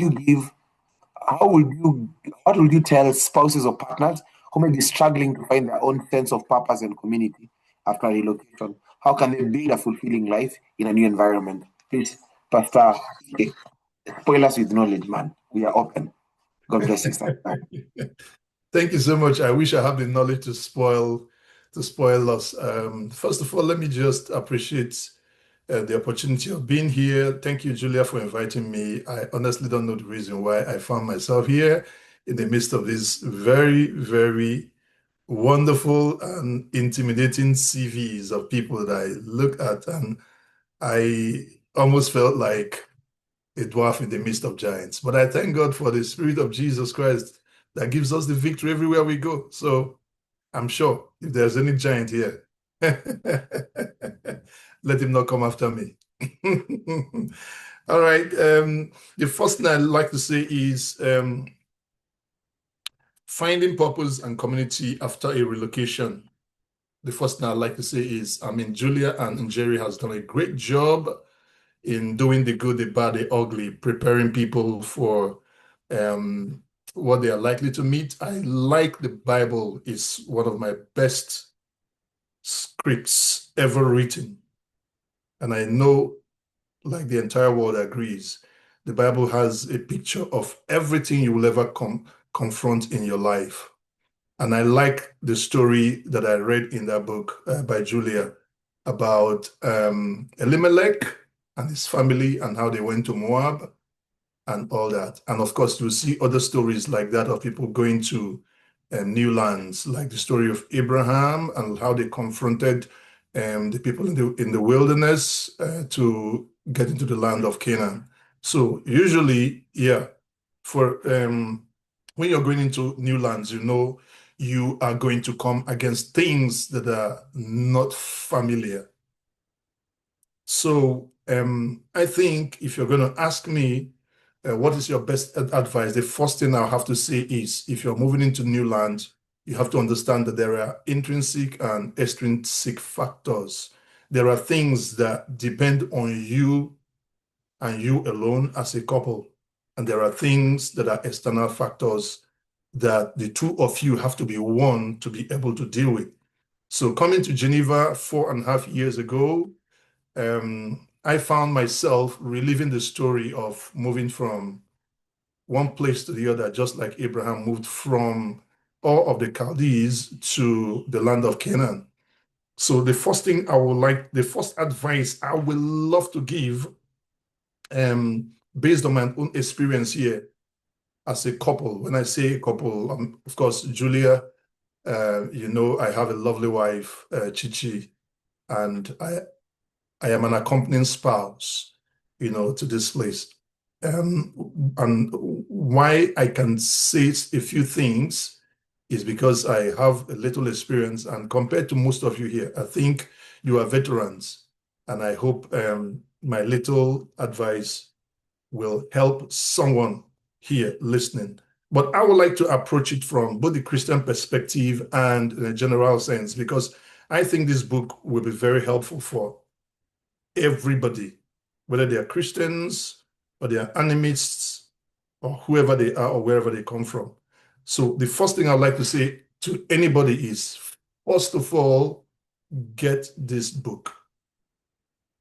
And that feeds into my first point, which is preparation. I love, one of my best quotes is from Abraham Lincoln when he says, I will study and prepare myself, and when the time comes, I will be ready. And if you know the history of America, you know you cannot talk about American presidency without remembering Abraham Lincoln. So get this book and read it. Honestly, I read one book as a kid called Eze Goes to School. I believe anybody who wants to go to the diaspora should read this book. I recommend it even for the educational systems in Africa and elsewhere. So number one, prepare as a couple, get together, pray, know you're going to a new land. You're going to meet different cultures. You're going to meet different people. You're going to meet different situations that are not familiar. So this is one of the things that will help you to navigate the struggles. Number two is teamwork. Two is better than one, the Bible says. A threefold cord cannot be easily broken. It's easier to break a broomstick than to break a broom itself, a bunch of sticks. So if you must navigate the struggles of living in diaspora, you must get together, prepare yourself, and then, of course, work as a team. And that simply means that you have to be, number two, be very bold. Be very bold. There are giants everywhere. That's what I like to tell people. There are giants in any land you go. As a matter of fact, one of the things I used to encourage myself is that even you that is facing the giant, in your own country where you're coming from, you probably were a giant that some people faced. So you'll be ready to face the giants of the new land where you're going to. Be bold. I remember coming to this place myself with my lovely wife, and for the first time, I lost my composure. I lost my boldness. Go to the shop to buy something, and I'm scared. Go to the bank to document something, I'm scared. It was more like I was pushing everything on my lovely wife. She has to do all the documentation. She has to go to the bank. I've never done grocery for probably over 30 years. Go to the shop to buy something, I'm scared because all the things on the shelf there are things I'm not familiar with. So you must be bold. If you're going to the diaspora, it's not where money just grows on trees, like we used to think in Africa. It's a new space, but the good thing is, so long as you see people thriving there, it means the land is not swallowing anybody. And if the land is not swallowing anybody, you're likely going to thrive there. So you need to speak to yourself, like the scripture says, you need to be bold, It needs to be courageous, those who put their trust in the Lord. The third thing that I think, because I mean, just within weeks of coming here, as I began to mix with people, begin to try to find my way around this maze called the diaspora, I began to hear a lot of challenges that people were going through. And top on the list is couples and divorce and infidelity and pain and discontent among couples. And in the few cases I've handled here, I pastored churches in Nigeria. And of course, I mean, that was a very familiar terrain. But coming here and meeting couples that are struggling with purpose, struggling with their relationship and family, I found that very surprising, that people who otherwise were well knitted together, were thriving in where they're coming from, within weeks, cracks have started appearing. Within months, some are already seeing other people. And this is whether I've seen case of is a woman that is seeing another man. I've seen cases of, most cases, of course, is a man that is seeing another woman. So another advice I give that is very strong in my mind is be transparent, be very open as possible, and be committed to each other. And with this openness, I always like to talk about vulnerability. Be ready to be vulnerable to each other. I say it anywhere I go. Evil thrives in the dark. Somebody makes a move that is suspicious, let your wife know about it. Evil thrives in the dark. People will not do bad in the open. So if you're open and you're transparent and you're committed, as a matter of fact, I tell people, when you are moving to the diaspora as a couple, you need to double down on your vows. You need to recommit as if you're going to the altar again to make those vows afresh to each other, because coming here, you're going to, especially in Geneva, you're likely going to meet very high profile, very vibrant, very, very attractive people that will make your spouse to look like a dwarf, that will minimize whatever you probably saw in your spouse from wherever you're coming from. You're going to see CEOs of large companies. You're going to see people who are high-profile international civil servants. You're going to see people who have never worked and they're just sitting in the board of companies and all that. And it will make what used to look like a very handsome man to suddenly look like, why did I even marry this man? But if you're open, if you have very open discussions, conversations amongst yourself, you're willing to be vulnerable, to tell of your struggles, you know, with things. It can be emotional, it can be infidelity, it can be someone chatting you. You're likely going to find solace in each other, and you'll be able to keep your eyes on purpose. Number 4, find a community. When I came here, within the first 3 months, I felt like someone who is suddenly ostracized. For the first time, I'm meeting people that when you smile at them, they look like they are angry. Why are you smiling? And when you say bonjour, he doesn't even make eye contact. As a matter of fact, many times they quicken their steps. It's like you meet people who don't even recognize the humanity in you. So the first thing that hits you here is estrangement. Like the moderator said, there's a lot of loneliness and homesickness and grief of where you're coming from. And, you know, queries in your heart, why have I even come to this place? And in many cases, I've seen some of us that are accompanying spouses making very desperate moves to go back. I was also one of them. I got to that point where I said, I'm leaving, I'm going back to Lagos, and I'm probably not going to come back to this place. There were lots of conflicts, quarrels, and misunderstandings between us. So, well, if you find yourself estranged, or rather, if you're making moves to move to the diaspora, immediately you come here, the first thing you hit the ground running is find community. It can be a church, it can be a gym, it can be a club. Yeah, like I said, I don't want to just concentrate on, because this is a book that's going to be on Amazon and everywhere. You don't even know who's going to read the book.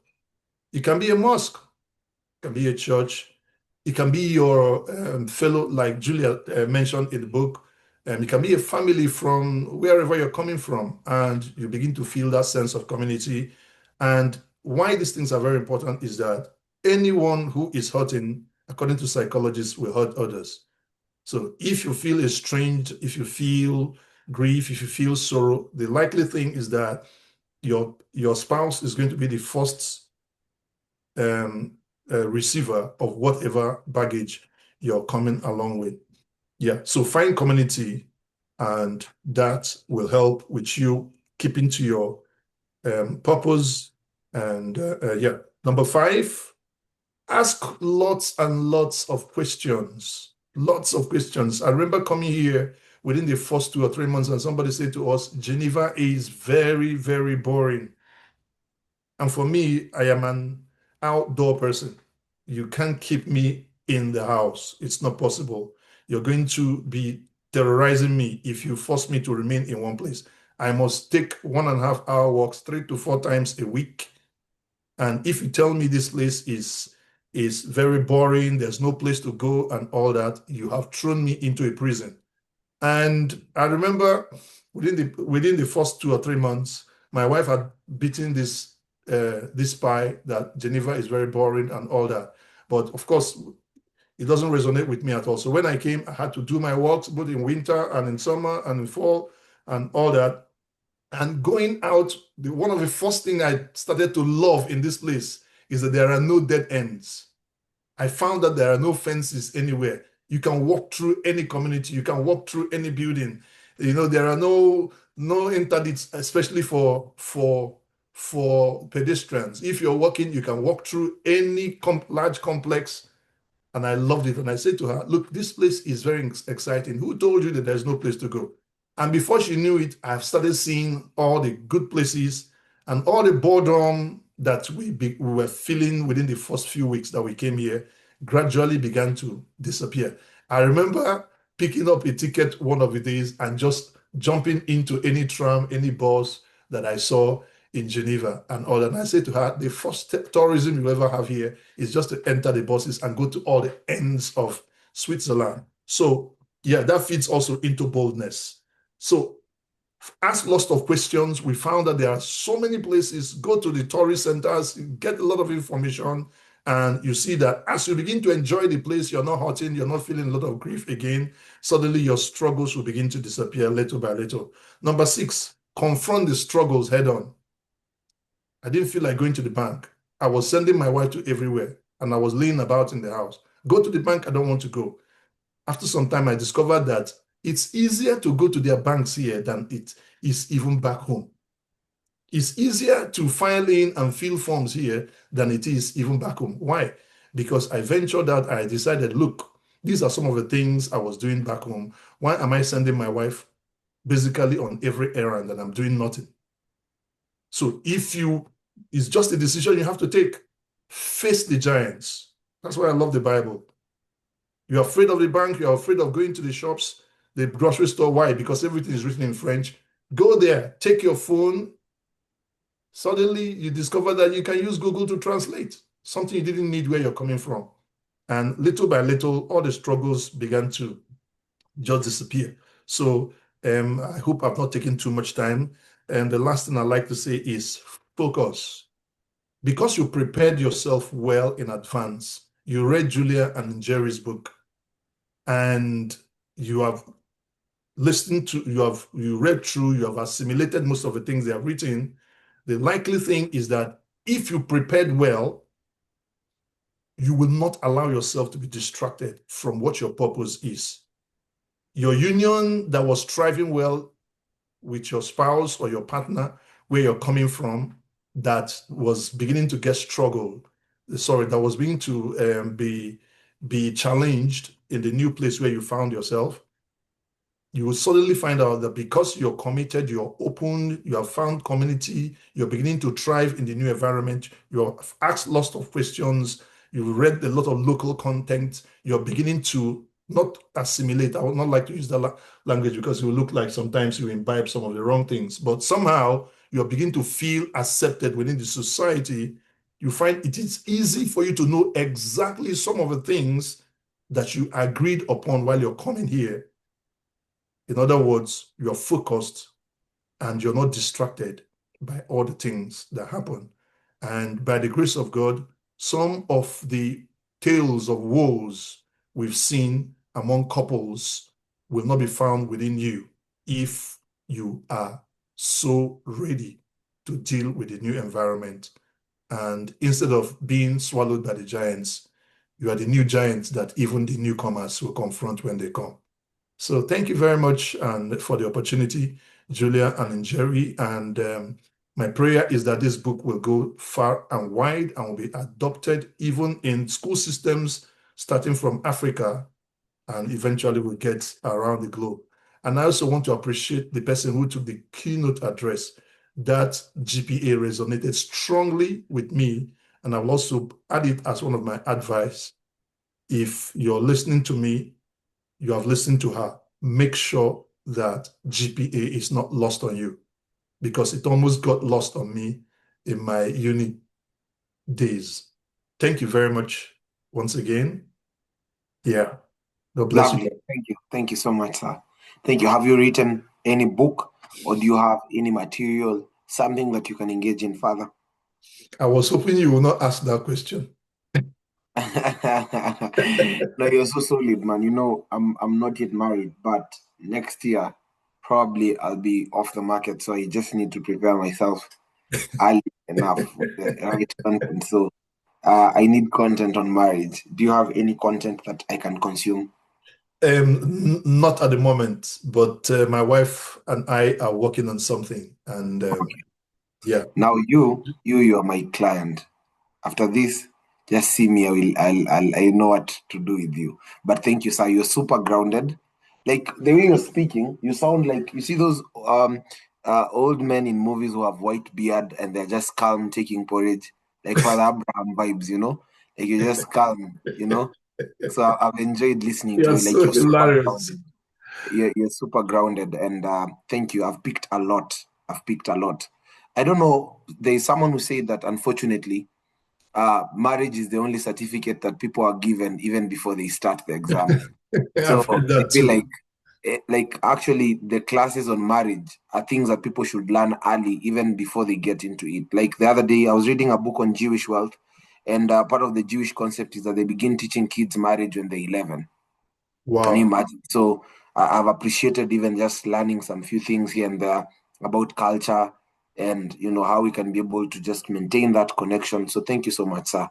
This is Thank you. interesting. I hope that, Julia, you're forming a community from this. Like this is not just an event. Yes. Thank you. Okay. Nice meeting you. Thank Nice. you. Yeah, you're Thank you. so excited. Man. Is your Mhm. name really Orator Walubingo or Yeah, my name is Benihin Walubengo. Benihin from Kenya. Nice meeting you, Benin. Thank you, sir. And I Yeah, love Nigeria. I love Nigeria big time. yeah, So we love I look forward Kenya to as us well. having more conversation. So just to confirm, so you don't have any social media so far that I can find you? Me myself, I'm on Yes. Facebook. Okay. I'm on Instagram. Okay. Yeah, and I want to follow you right now. What's your handle on Instagram? Let me Ike, search. Ike. just Ike. IYKE, then LONZE. Man, you have such a beautiful name. Thank you. I told you I've already found the inspiration. So I'll call my child Trophy. I'll call my child Trophy Ike. I'll combine. So I'm just seeing nice combinations here. You're so Thank you. I funny. followed you, sir. I Yeah, followed thank you. you. Posted Job chapter 23, verse 10. Lovely. Thank you so much. Thank Ladies you. and gentlemen, follow Pastor Ike. I've reposted his page on my story. So if you can't find him, just search Walubengo and then you'll find him. I'm the perfect. But thank you, sir. Anytime I come to Kenya, I'll look for Benin of Kenya. No worries, man. Look for me and we'll have more conversations. But thank you so much. I'm seeing every speaker has a dimension. Trufi came as that devotional preacher who talks about loving the Lord. I'm seeing Pastor Ike has come as a deep guy giving practical wisdoms. Even him giving an example of a club. You know, I was like, did he just say that in the Christian book launch? But he said, you know, in that level, we are first getting to even the unbelievers. So it's interesting that he's very practical, he's very pragmatic. And that's why, man, it's good to have a male speaker. I want to choose the next speaker. Thank you so much, Pastor Ike. I want to choose the next speaker. It's called Moffat Ngacha. Moffat, you look like a doctor. Like you're smiling so nicely, man. I don't know what you do, but you'll tell us what you do. Moffat, I have a question, and for you, your question is a bit open. So see how you'll be able to go as far as you can. It says, looking back, what is the single most important lesson you learned through your relocation experience that you would share with others going through a similar transition? So that one lesson, you see, that one lesson, give it to us, man. You have 3 minutes on the dot. When you see me back, you know what I mean in our language, yeah? But please, spoilers. Make it as short as a miniskirt to attract attention and long enough to cover the essentials. Amazing. Thank you so much, Benihin Walubengo, for that warm welcome. And I'm so grateful also to Julia and Lucy for the invitation, and also just to pass on my congratulations to both of you for writing such a wonderful book. And I know that so many of us be looking to make the purchase and to learn more on the lessons that you've taught in. And I'll share a brief of my journey in which I'll take through some of the lessons that I've learned through. I've had 2 relocations so far. So the first time I moved from Kenya, I went to Dubai, that is in the UAE, and it actually came at a point where I hadn't thought of moving abroad at that particular time. And then I'm having conversation with my manager, and he tells me, we have a new role coming up in Dubai. Would you be interested in applying for it? And I remember that conversation that I had with him, and I told him, is it a full-time role? Is it permanent role? For how many years is it like confirmed for? And he told me, actually, for me, I would say, if at this time I was at your age and without so much of responsibilities and with the opportunities that I see ahead, I would actually just go ahead and and take that. And so I took up that challenge, and I hadn't even applied for a passport at that time. So I applied for a passport, I did the interview, and I got the offer. And so my first lesson that I come with is just having the courage to take bold decisions, even in uncertainty. Because at that point, I was asking him, would it be for 3 months or how short would it be? But he told me one thing that I always remember to date. He told me, you just go and try. If it works out for you, you can stay. And if it doesn't work, you always have home and you can come back. And so it's an encouragement to anyone, thinking of such an opportunity. And you're thinking, I'm not certain whether I would go for it. But, the first thing I would say is just take up that courage. And so when I arrived in Dubai, I'm a Muslim country, and I'm at this point, and it's in the middle of summer, and I'm asking myself, was this the right decision that I took to come? And at that point, I thought, oh, maybe this place there's even no churches.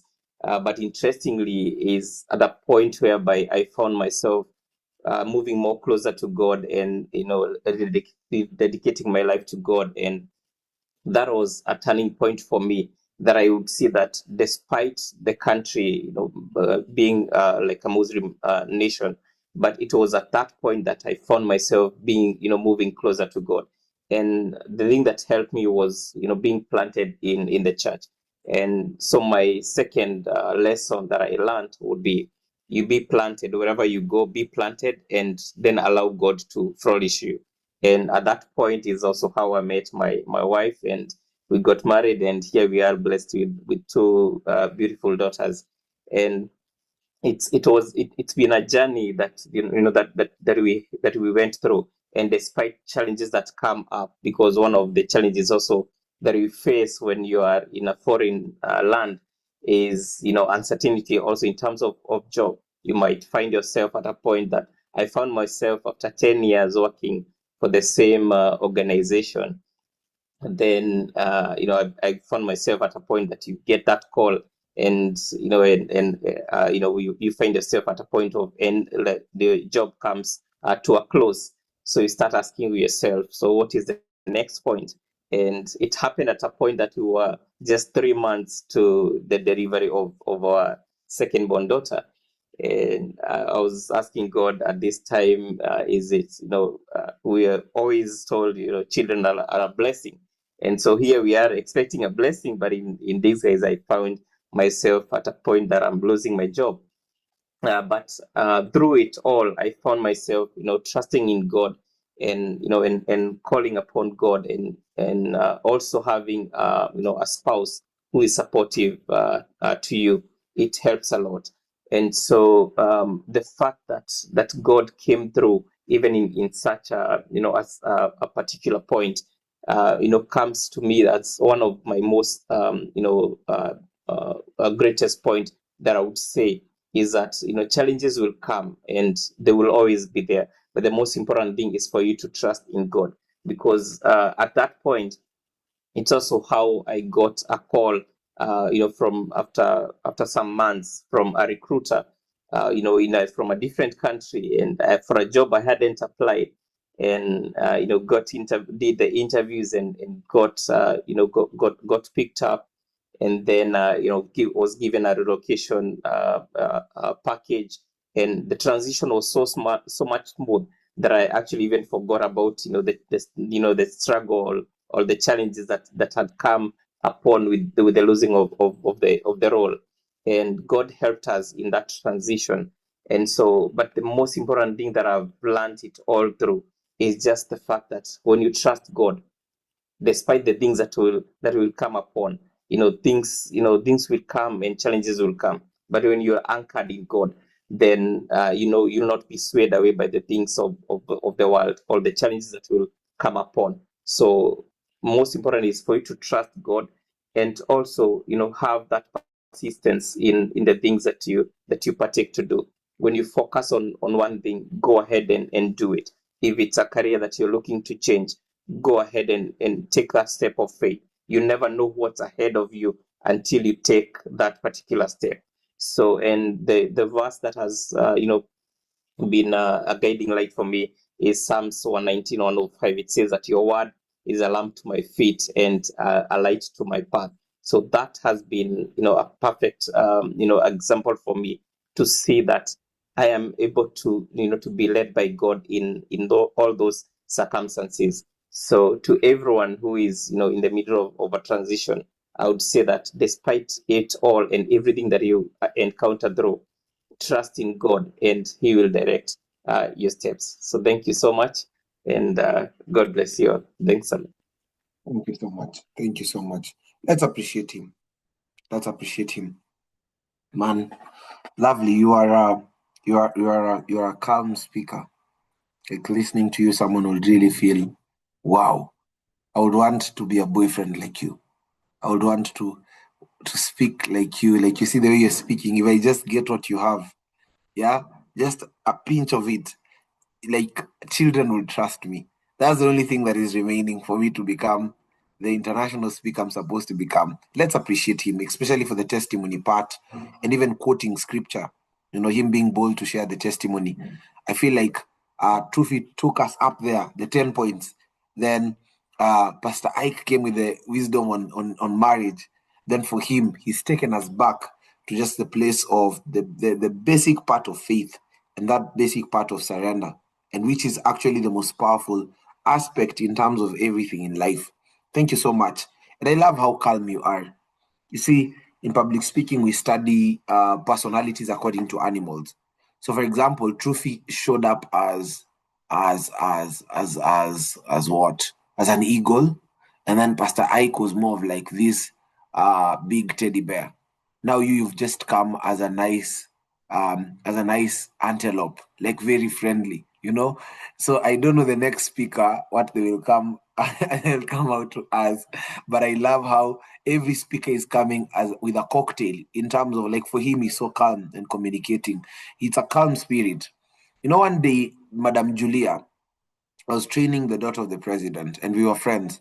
And every day I used to call her and we talk for like 2 hours. Then one day she just deleted me and blocked me, man. So I asked her, what's the problem? She told me, you're too intense. Like, you're intense, Benny. I did not know how to tell you. Then she told me, now I'm going to unblock you. Then from today now we will be talking. But she told me, we'll just be talking for 10 minutes, not more than 10 minutes. And yesterday also someone told me I'm intense. So now I've learned to balance my energy. So I went to a certain lady in Kajiado and she prayed for me for a gentle and calm spirit. So when I see people like Moffat, these are prayer items. Seriously. Like, it's not a joke. Like, I need an impartation from him. Now, if I just get what he has, it's a balance. Because me, my energy is up there. It's in the roof. So if I just get what Moffat has, so that when I start a class, I say, good morning, ladies and gentlemen. I love you so much. I want to teach you public speaking. It will not be too intense. So thank you, sir. Thank you. You have such a calm spirit and we can feel it. God bless you. Now, I want us to go to the next speaker. She's called Dr. Elizabeth Wamera. She's the last. And she is going to show us something beautiful, because for her, her questions are very interesting. You know, her questions are on emotional, psychological hurdles, you know. And she's going to just, give us a snippet and paint for us a picture of what emotions look like, right? So I don't know what Dr. Elizabeth will show up as, but I'll tell you at the end of the session which animal will we be observing here. But I believe that you guys are expectant. Are you expectant? You can type if expectant. And I want you to share this link. The book launch is not over yet. Share this link on your status. Let someone else also get to join. If you have a friend in diaspora, this is part of gifting. Tell them, hey, this is an exclusive meeting. And imagine I'm sending you the ticket. I'll not teach you everything so that your friend comes in and they feel like it's an honor. You and I know it's for free, but you just tell them it's exclusive, and they will come and attend and get impacted, right? So I would want Dr. Elizabeth to paint for us a picture of these top 3 emotional psychological hurdles she faced during her relocation, either work or personal. Are you guys ready for her? Dr. Elizabeth is a top international speaker. She charges $100,000 to speak per hour.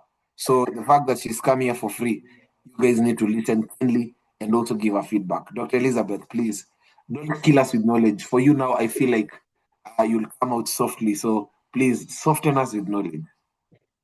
Soft and Elizabeth, I don't think they appear on the same sentence, but yeah. Thank you so much, Benny Hinn. A big congratulations to Julia and Njeri. It's such an honor to be here. Big congratulations to your book. I read it. I loved it, loved it, loved it. Very relatable to me. So I know we are short on time, so I'll be very specific. 3 things, hurdles.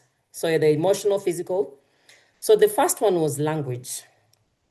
Born, bred, raised, educated in Kenya. Fully Anglophone and thriving. I landed in Geneva 2013, smack in the middle of winter. Where? The airport door opens and I see everything is in French. And things just froze. I was like, okay, this is it.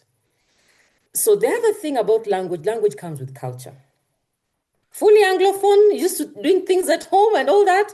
Suddenly I'm arriving in a country in my, late 30s, and I'm thinking, oh, okay. So the culture shock was for real. Huh? I'm a very expressive person. I like to speak quite a bit, and I can use so many words to express a very simple point. Suddenly there is the French. You have to learn to pronounce things. Oh, Lord. And the accents and the what. So it really humbled me, So you now use very less words. As Ike said, you're afraid to interact with people. It's just, oh, no. Can I just not do this? That is one. Two, the culture shock. Can you imagine, guys, walking into a police station, you have an issue, and first you need an appointment to go into a police station, and then when you arrive, if it's early morning, when the policemen and women come in, they're hugging and kissing and checking on each other. You're like, hold on, what is going on? Culture shock. Coming from Africa where we fear the police. It is just amazing. Another thing that was really outstanding was on Sunday, we are raised to know that Sunday you go to church. When you're in Switzerland or when you're in France, it's a different story. Sunday is a day for chilling, for going out for walks, for hiking, for biking. But church is very optional.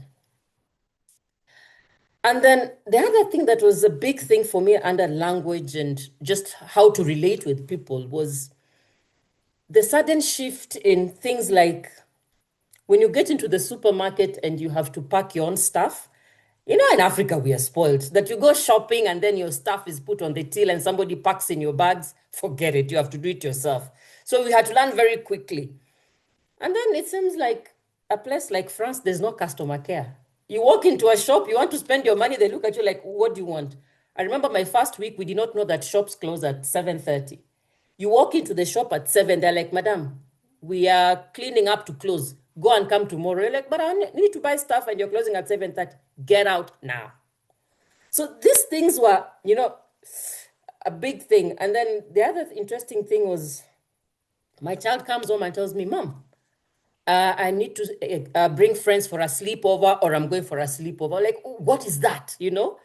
So these are things that were emotionally stressful. And then to the second point, you know, when you're emotionally stressed, you need somebody to talk to process some of this. You're separated from family and friends. The people you are used to, the people who understand you, the people who are raised in your social space, who you don't have to explain things and to unpack things.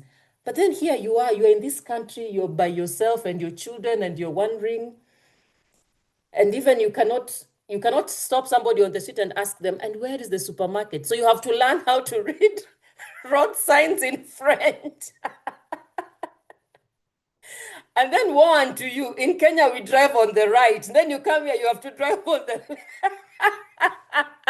you are standing on the wrong side of the road waiting for the bus, or you jump onto the bus and it takes you the opposite direction.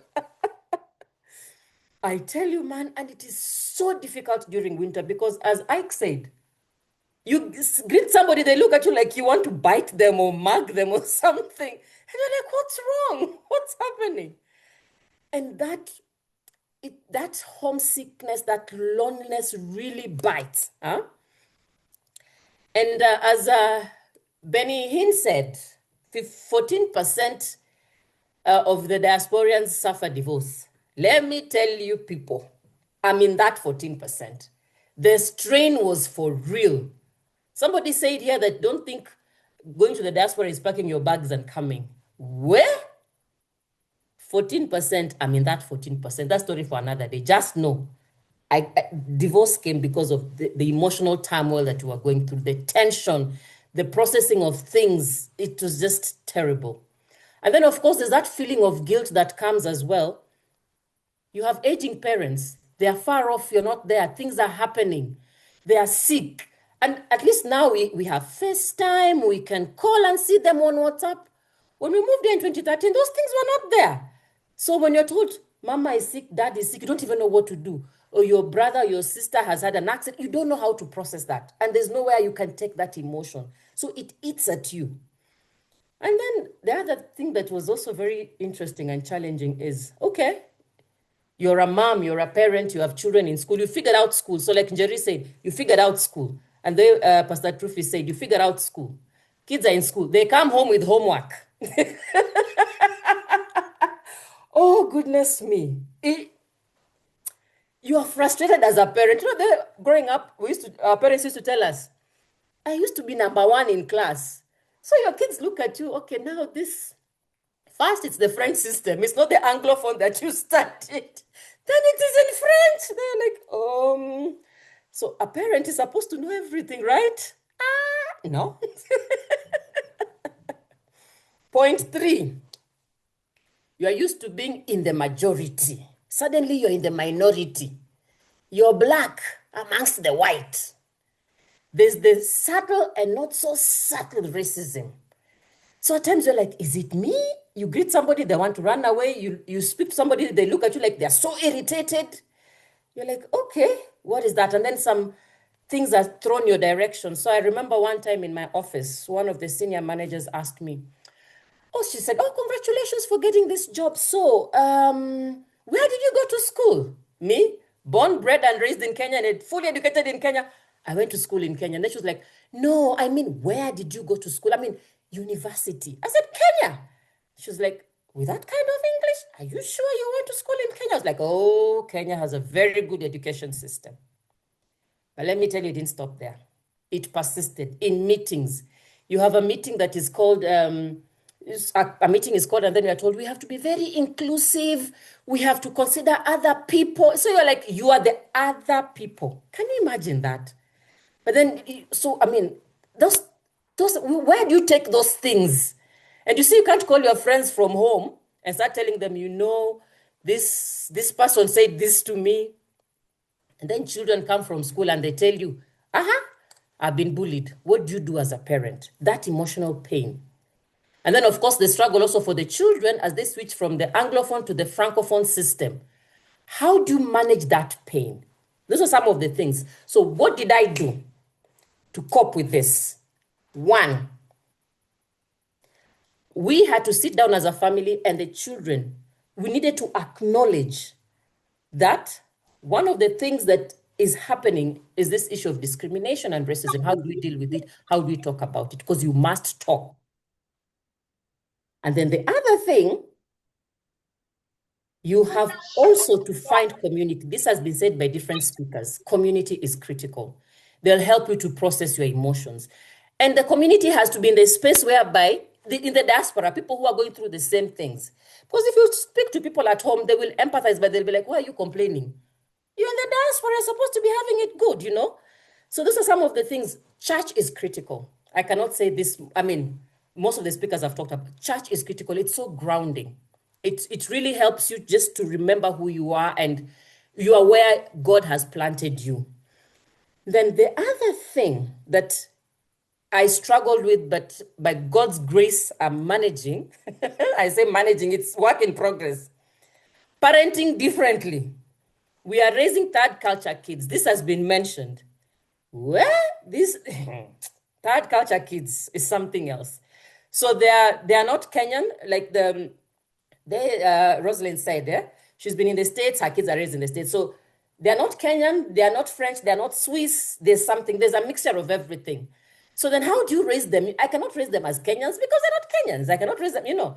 So that one, God's grace and lots of learning and coaching. The other thing, which I absolutely loved the way Rosalind said it, on the GPA, adaptability. Adaptability is critical. You cannot just insist you're Kenyan, you're fully Kenyan, you stick by your Kenyan rules. You change over a period of time, you interact with people, they rub off you and you also rub off them. So there's an impact, you change.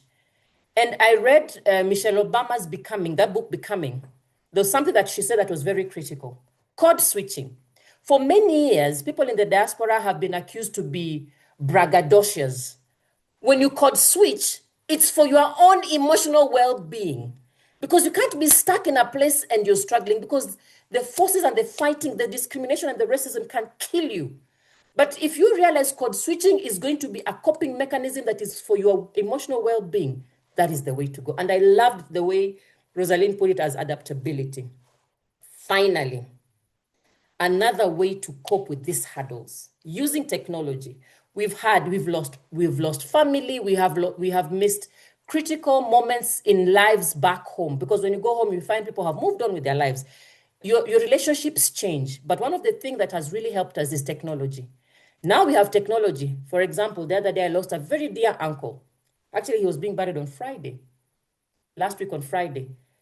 There's nothing as beautiful as just getting that link and following through the process. You may not be there physically, but then you're able to grieve with the family, although from a distance. And Such things really help. Just having FaceTime, chatting with people and connecting. And some of these things have helped us to, cope in the diaspora and still find the Walubengos of this world and talk their ears out with 6 hours of talking. It's just for us processing. And one of the things that I've also learned, and I'm still learning, is the language. French is not easy,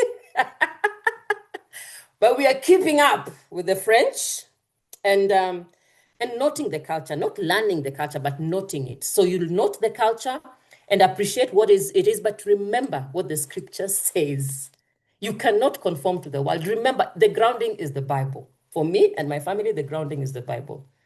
Do not conform to the world. Be transformed in your mind, and everything else will fall into place. Thank you very much. Dr. Elizabeth, do you have a podcast? I don't. You need one. Actually, Madam Julia, I've just found all the speakers for our next meeting for parents, like back to back. Like everyone who has just spoken here. I've just found speakers. We have a Zoom meeting that we do for 500 parents every Tuesday. So I've just found the speakers for 2026 back to back, like all the way from the here up to 2026. I was just writing the whole list because you guys, you have an infectious laughter. Your laughter is so nice. It is tangible. It is actually edible. And I wanted to find out, do you have a podcast or anything that you can, is there any place where you can find you? Yes, I'm on Facebook. I'm Instagram? on yes, I'm on Instagram, on Twitter, on LinkedIn. Instagram, how do I find you? Liz Wamera. Liz Wamera. Guys, let's follow immediately. Yes. I followed you. Your account is on private, Madam Liz. You need to remove it. Okay, we'll do that. Thank you so much. And let's all follow and check what she does. Do you ever have these conversations like the one you've had with us here, anywhere in this world? No. Madam Julia, I have many clients here. I have people who I just need to sit down with for 30 days. They empty what they carry. Man, thank you so much. I feel like we've not done you justice in terms of timing. Because you're supposed to speak for like 1 hour. You have so much to give. You have an infectious sense of laughter, high level of authenticity. Now, for you, you are a lioness. But then, a lioness that doesn't bite. It just smiles, but it can roar at the same time. That's how it comes out. So, like, you're a very interesting speaker to listen to. Highly charismatic. Now, you're opposite from Moffat. Moffat is a calm guy. Like Moffat is just, sweet vibes. But now for you, there's a way in which you talk about things that are hard, but you're laughing. So also that's very interesting. So I'm seeing a very interesting vibe of speakers. And then Pastor Ike is a deep Solomonic guy, Ecclesiastes, the one who has experienced things. So he's coming as vanity of vanities. Then Truth is St. Luke coming to say, the Lord loves you. God has a plan, So I'm loving how it's an interesting cocktail of speakers. Let's appreciate. It's very hard to choose speakers virtually. This event started with 100 people. You're 89. And it's been 1 hour, 30 minutes. It's not easy. And not 1 hour, 30 minutes. We started at 7. So it's 2 hours, 23 minutes. You think keeping diaspora guys for 2 hours, 23 minutes, it's easy. It's not easy. So I want to appreciate all of you. And even specifically for the authors, Madam Njeri and Madam Julia, for being intentional about the choice of speakers. We could have chosen speakers who will come here and speak biologically. People will be sleeping and they all escape. But you see people, every speaker is coming with a sense of authenticity. They are funny. You see, it's not easy. And every speaker has their own vibe. And Madam Elizabeth even being intentional to share about her, her wounds and some of the things she's gone through and carrying greatness so graciously. It's not easy to see that every day. I'm enjoying. I don't enjoy conversations with baby boomers and millennials. I'm telling you the truth. Every time baby boomers call me, I just run away. But I'm seeing a very interesting sense of baby boomers. You're making me consider doing a lot of meetings. Because you guys are interesting. You're nice storytellers. Most baby boomers are academic, man. Like you see it in their meetings, they're telling you 4 reasons why you should not take alcohol. Alcohol affects your liver. But you see here, you guys are talking about things that are so practical in a sweet way. And you're authentic. You're real. So we must appreciate God for that. And please be intentional to transfer these experiences on podcast. Like, don't just talk here on Zoom. I would want to see you guys on podcast. And if you are struggling with that, now that's my work. I have 700,000 followers on social media, courtesy of speaking. Can you imagine? So I help now people who are speakers like you to just come out, and speak, because I'm seeing Madam Trophy, every person, it's like you have an interesting niche. So please do that. Do that. It will really be interesting. I want us to go now to our psychologist. They even chose for us a psychologist that after we finished laughing at the pain of Madam Elizabeth and her sharing the experiences of school, practical things, now we get into a psychological moment so that all of us now can get to a place of reflection and really thinking. So they brought in a guest psychologist. Her name is Dr. Frida Kameti. You see, she's going to talk to us about the emotional journey of relocation and adaptation. Let's appreciate Madam Liz. Let's appreciate Pastor Ike. Let's appreciate Rev Trufi. Let's appreciate Moffat. Let's appreciate them, because now this is another segment of the program. And this will be the last guest to speak to us. Then we get into audience interaction, closing remarks by Coach Irene Mureithi. And then after that, closing reflections, book purchases, and all that. And then we'll be done for the day, right? So I want to bring in the guest psychologist to speak to us. I remember when I was in Form 2, my mom took me to a psychologist, man. That session was the one with the most difficult. So this person was telling me, so what happened to you at 10? Then me have forgotten. So and the person is there telling me, which school did you go to? And I tell them, Josna. And the person is like, how did you feel on the first day in school? I'm like, I just went to school. And the person wants me to say more. So the person was frustrated because I was giving one-word answers. So they really got angry. So psychology did not work for me so much. So because of that, I started a course for teaching psychologists on storytelling. So because of what I went through with that psychologist. So I love listening to psychologists nowadays, because I feel like they are a special gift to us as a country, as a nation, and we must begin to intentionally also acknowledge the part that they play in life. Last year when I went through pain, there's a time I almost committed suicide. Last year, things were not working. And I stood at the balcony, man, asking myself questions. Everything was seeming like it's working well. The social media, you're gaining followers. Like there was nothing wrong in reality, but there was just a sense of so many questions that I had not unpacked. And there's a lady who took me through healing classes, especially from an angle of scripture and psychology. And can you imagine that out of that, I was able to heal, and I was able to gain 5 times even the followers I have now just because of healing. Can you imagine? Just because of healing. And because of that healing, it opened 5 countries. So as she comes to speak, I'm just showing you the importance, that healing is really important. So as she speaks to us, she looks like a sunflower. I know it will bring a powerful effect. Dr. Frida Kameti, take us through the next segment, next like 7 minutes. It's 9:28, 9:35.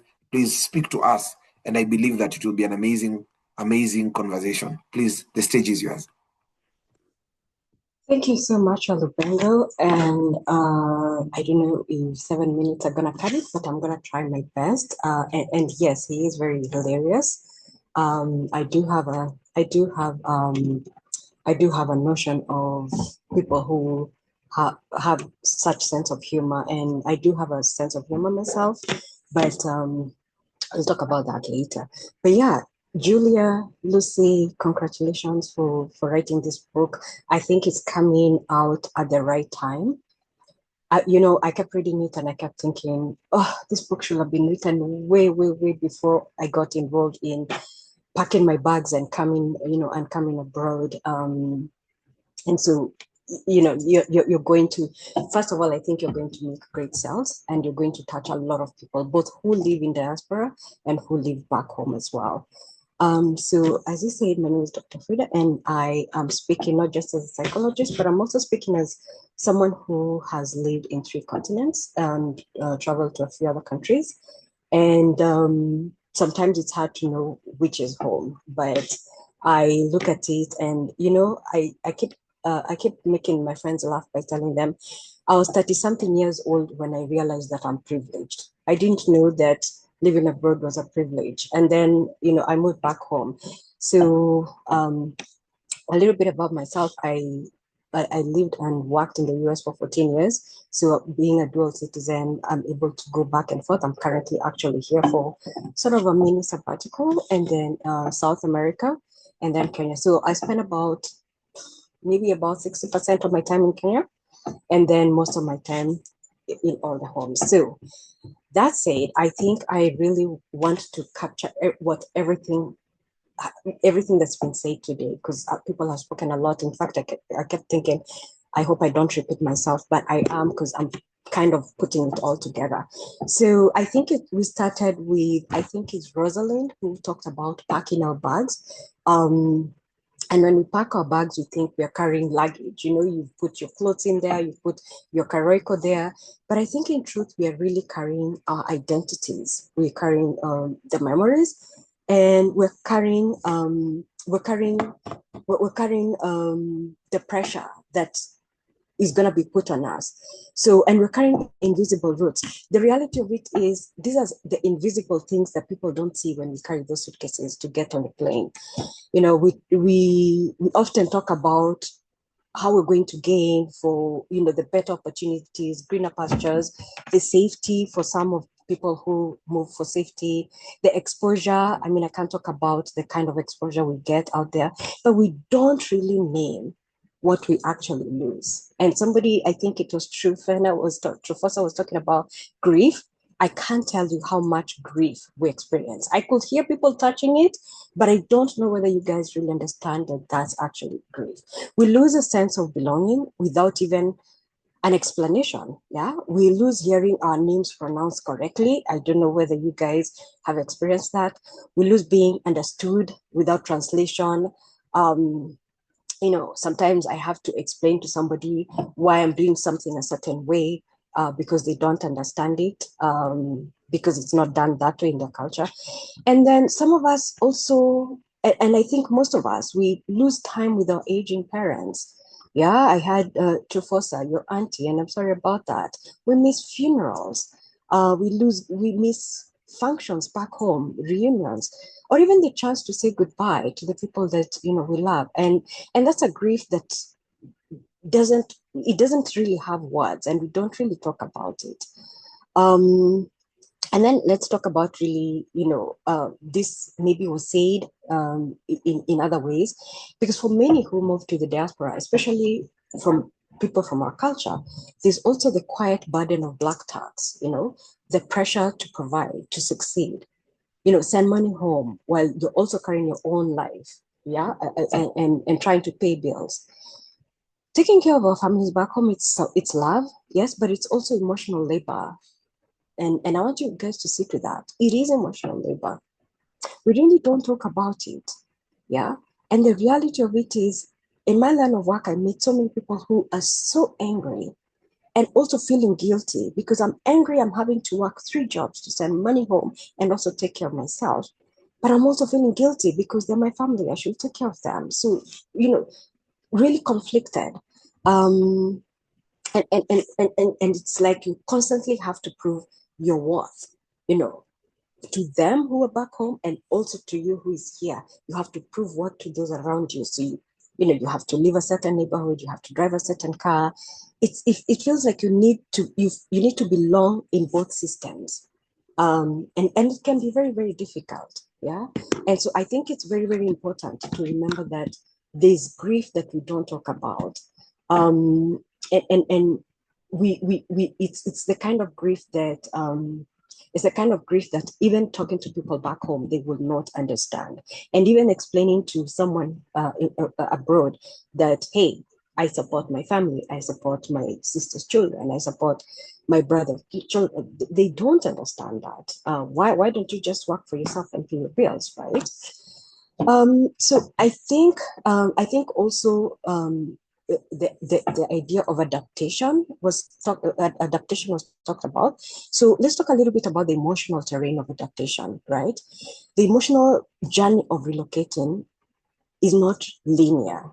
Yeah, I feel like it's more like a dance. You make 2 steps forward, 1 step backward, sometimes even sideways. And why do I say sideways? Think about the people that have lived abroad and maybe had to go back home to renew their visas and they were denied, or they've been told that they have to wait. That is aside with the dance, yeah. And when you think about it, even the first time when you move abroad, you know, at first there's the euphoria, everything is new and exciting. Oh my God, you know, and then comes the disorientation. I like to call it disorientation. You know, nothing feels familiar. Nothing. You go to the stores. I was talking to somebody who told me they went to the store and came out crying because they couldn't buy something that they could go and cook because nothing looked familiar. Yeah. They lived in a foreign country, and even what looked familiar was written in foreign language. So they really couldn't, they didn't want to pick it because they were not sure that it would be what it is. So eventually we do adapt. You know, you learn the language, the accent, the humor, the rhythm of life. But even years later, yeah, there's that undercurrent homesickness and grief and loneliness. Yeah. I think, what do we call it? Cultural bereavement. It's like we're mourning the world we left behind. We rarely talk about the people we left behind and what that looked like. And guys, I can't tell you enough how it hit me that I really looked forward to getting my visa, that I never really thought, what then? I was just looking forward to the life that I was going to live. But what about the people I was leaving behind and what that looks like? Yeah.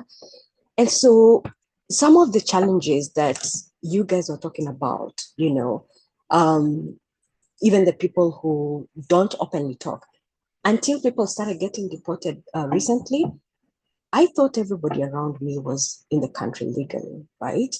And the more and more people started getting deported, you know, fundraising, let's raise money, so and so has been arrested, so and so is waiting for deportation. It shocked me, yeah?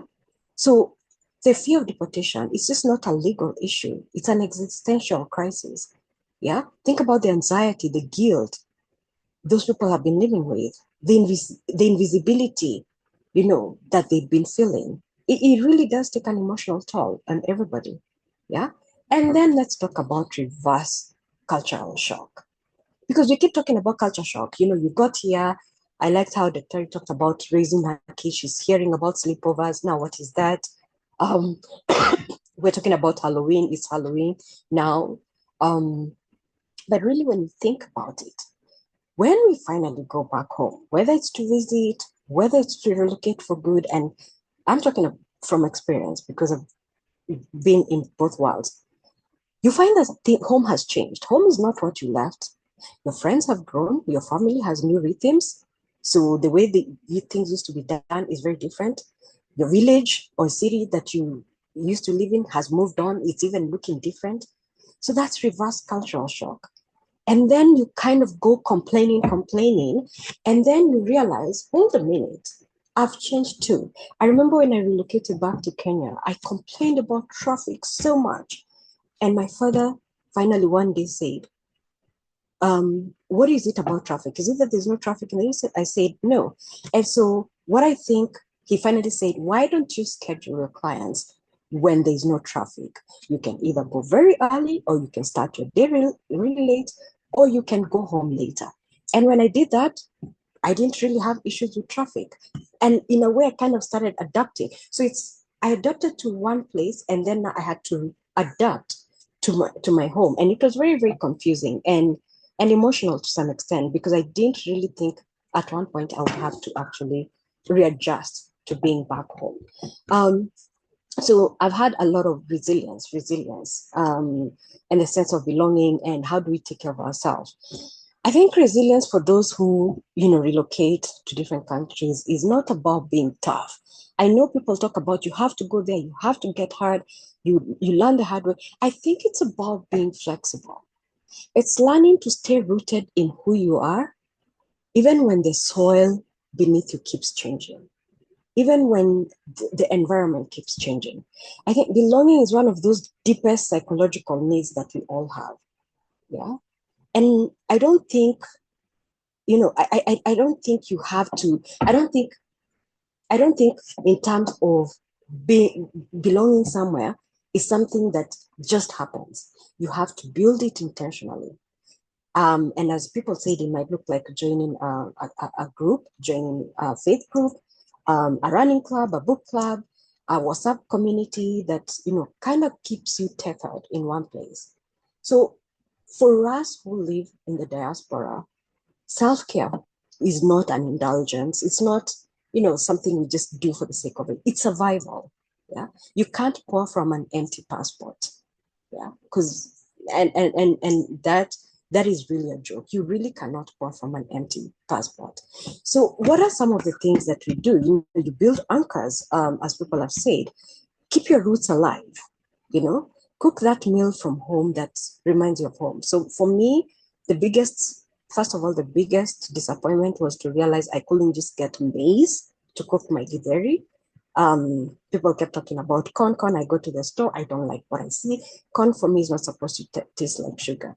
So for me, making githeri at least once or twice a month was a very big deal for me. Keep the language alive. If you're able to speak your mother tongue, if you're able to speak Swahili, if you have people around to speak, when you call home, speak that. I always make jokes about my brother. My brother didn't really know our mother tongue really well when he first moved here. Now he speaks it very fluently. And that's because also when he got here, he also associated with people who he could speak that language with. And also, guys, you have to learn how to plant new roots where you are. If you don't learn to do that, you will not belong. And the thing is, you can belong in more than one place. Yeah, you can belong to wherever country you come from, where you were born and raised, and you can belong where you are, in search of greener pasture. So the two can be true. You don't have to feel guilty for not being able to fit in somewhere. Yeah, and then also practice emotional hygiene. Check in with yourself regularly. Yeah, what have I lost because of moving to another culture? What have I gained? What am I grateful for? Journal, right? Write what your experiences, your emotions, as you realize that you're grieving, right? Go for therapy. People always feel like we come from cultures where therapy is a stigma, but we realize that we need it. And until actually, I did my first therapy when I was in grad school because it was a requirement for graduation. And I tell you that even to date, I still do it. And then also keep reflecting and keeping the inner, the inside of you. You need to unclog it. So stay in touch with who you are. And then redefine success and boundaries, guys. You have to redefine success and boundaries. You can love your family deeply and still say no especially when the financial or emotional demands overwhelm you.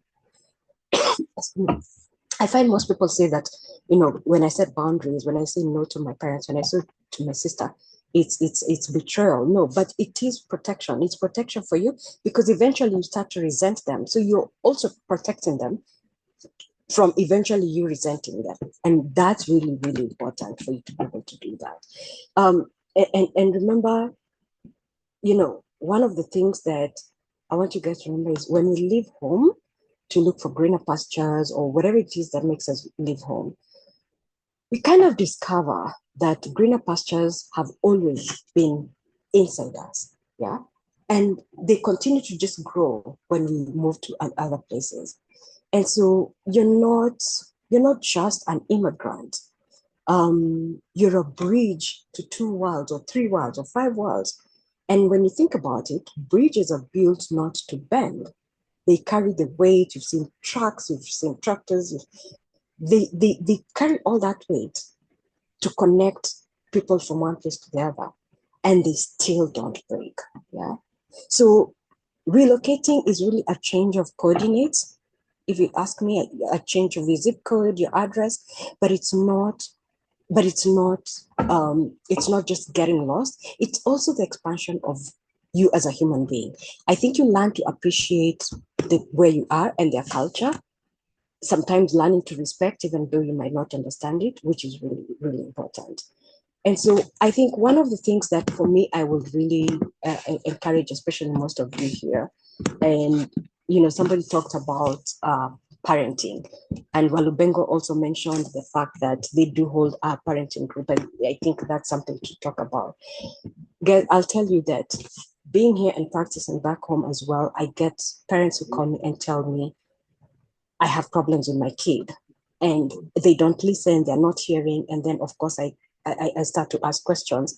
And so you have a parent who doesn't understand that you pulled your kid and went and raised them in a different culture for so long, and then now you send them back home for the summer or to stay with grandma for a little bit or to learn the culture a little bit, and you expect them to be grounded. They're not going to be grounded because that's not what they're used to. And so parents get so frustrated. I see parents getting so frustrated. So again, like I said, reverse a culture shock happens even for the kids as well. Yeah. So for me, I would say continue, even as we, continue to adapt. Remember, it's not about becoming someone new. It's also about discovering the parts of ourselves that we didn't know about. So when I say take care of your inner home as much as your outer one, I'm talking about you nurturing your emotional roots, staying connected with what grounds you, because that's where belonging begins. Yeah, not in a postcard, not in, it begins here. And also even today, as we have this, very interesting and very much needed conversation, I think we have to remember that relocation is actually a triumph. Yeah, I think for me, the ability to hold grief and gratitude at the same time, the ability to, be so far away from home and still hold that love in the same part, I think for me, that's a triumph. And so, I really could talk a lot about so much that has shifted for us who live in the diaspora or who go back and forth. But the only thing I can say is, thank you guys. Thank you, Liz. Thank you, Njeri, for your wonderful work and for inviting me to be part of this conversation. And then also for everyone else, just keep finding your belonging wherever you go, and always find people who will make you feel at home wherever you go. And that will always keep you grounded. Lovely, lovely, lovely. How are you feeling, Dr. Frida? Well, you gave me a little bit of this time. I could talk until sunset. Thank you. I've actually stretched. I decided to add 10 on 7.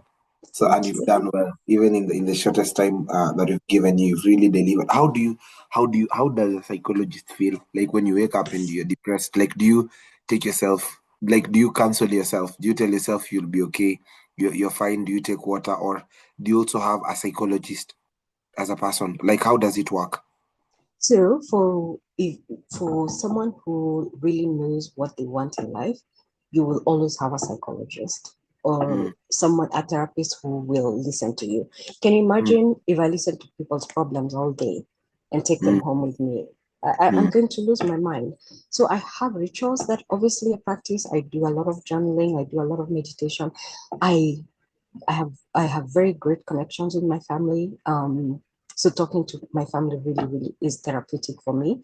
And one of the things, Walubengo, that I tell people, even my clients, when they first come, I'm not your usual psychologist. For me, I'm human first. Yeah, I have so many great tools. I have gone and learned all these tools, but for me, I'm a human first. So we're going to connect as human beings first, and then we'll deal with why you're depressed. Interesting. Interesting. Yeah, so for me, it's very important to connect with human beings first. Interesting. And then also to mention that this is my passion. What I do is my passion. Yeah. Does it pay my bills? It does, but it's really my passion. I hear you. The work I do, public speaking, am I a psychologist to a certain extent? Because don't you think that anytime you talk about a certain subject, there's someone who gets an aha moment? There's someone who thinks, oh, I've been feeling like this. You mean when I speak to public speakers or when I listen to them, I come out feeling it's like going to church on Sunday. You come out feeling better than when you went in. Yeah. And so there's something that you give people, there's hope that you give people that they didn't have, or you remind them of the hope they had forgotten about. Is there any psychologist in the Bible? Anyone who was like a psychologist in the Bible? You know what? When I think about it, I think so. I think when I think about it, when I think about King Solomon, when he was, approached and, he had to decide which kid had to die. He was a psychologist. Yeah? I think Jesus was a psychologist. Anytime you sit with someone that needs to just be listened to, you don't even need to give advice. Anytime you're present, you already are a psychologist. You don't need to have advice. You don't need to have titles. You don't need to have degrees. Anytime even to the young boy that was here earlier, if you give him a listening ear to tell you how his day was and why that boy in school, bullied him, you've already become a psychologist. Yeah. From you are very, I don't know, Africa will change. Africa will really change, If all the women here just become bold, they just start posting content on TikTok intentionally, do podcast, host events, I believe like there's something that will change. Like this conversation needs to go beyond Zoom. We just need to pray for Julia to be courageous enough to put an event in Switzerland or in Dubai or in UK without any fear. By the way, Julia, there are so many countries gathered here. Maybe I'll give an opportunity to the audience. Everyone can just type the country they're in, because I would want Julia to just understand the magnitude of how far this conversation is going. Everyone, if you're in Kenya, you just type Kenya. But I want us to pick data in terms of how many different countries are here. So you have Kenya, America, Romania, South Africa. Those are 4 nations. I'm trying to pick up Qatar. We have Malawi, we have Saudi Arabia, we have Netherlands, we have UK. Those are 9 countries. In case I forget any, let me know. We have Zimbabwe. Those are 10. See? You have Switzerland. You have Switzerland. That's 11. And France. France, that's 12. See? So can you imagine? This conversation is going further. So if all of you can be intentional to push this conversation as podcasts, as books, it will really be nice. Thank you so much, Dr. Frida. You're so sober. Like you're very sober, very sober, very sober. You're very sober and you're also stable. You're like a Land Rover. You're so sober. You're just you. And it's so powerful. Like the authenticity can be seen from afar. One day when I become president and I get in politics very well, I'll look for you. You'll be my psychologist. You look like the type of a person who I'll be calling in status, and you tell me, first, let's have orange juice. And then you tell me, what are you gonna do? So thank you so tell much. you what, you might want to look for me before you run to be president. Become president. Yes.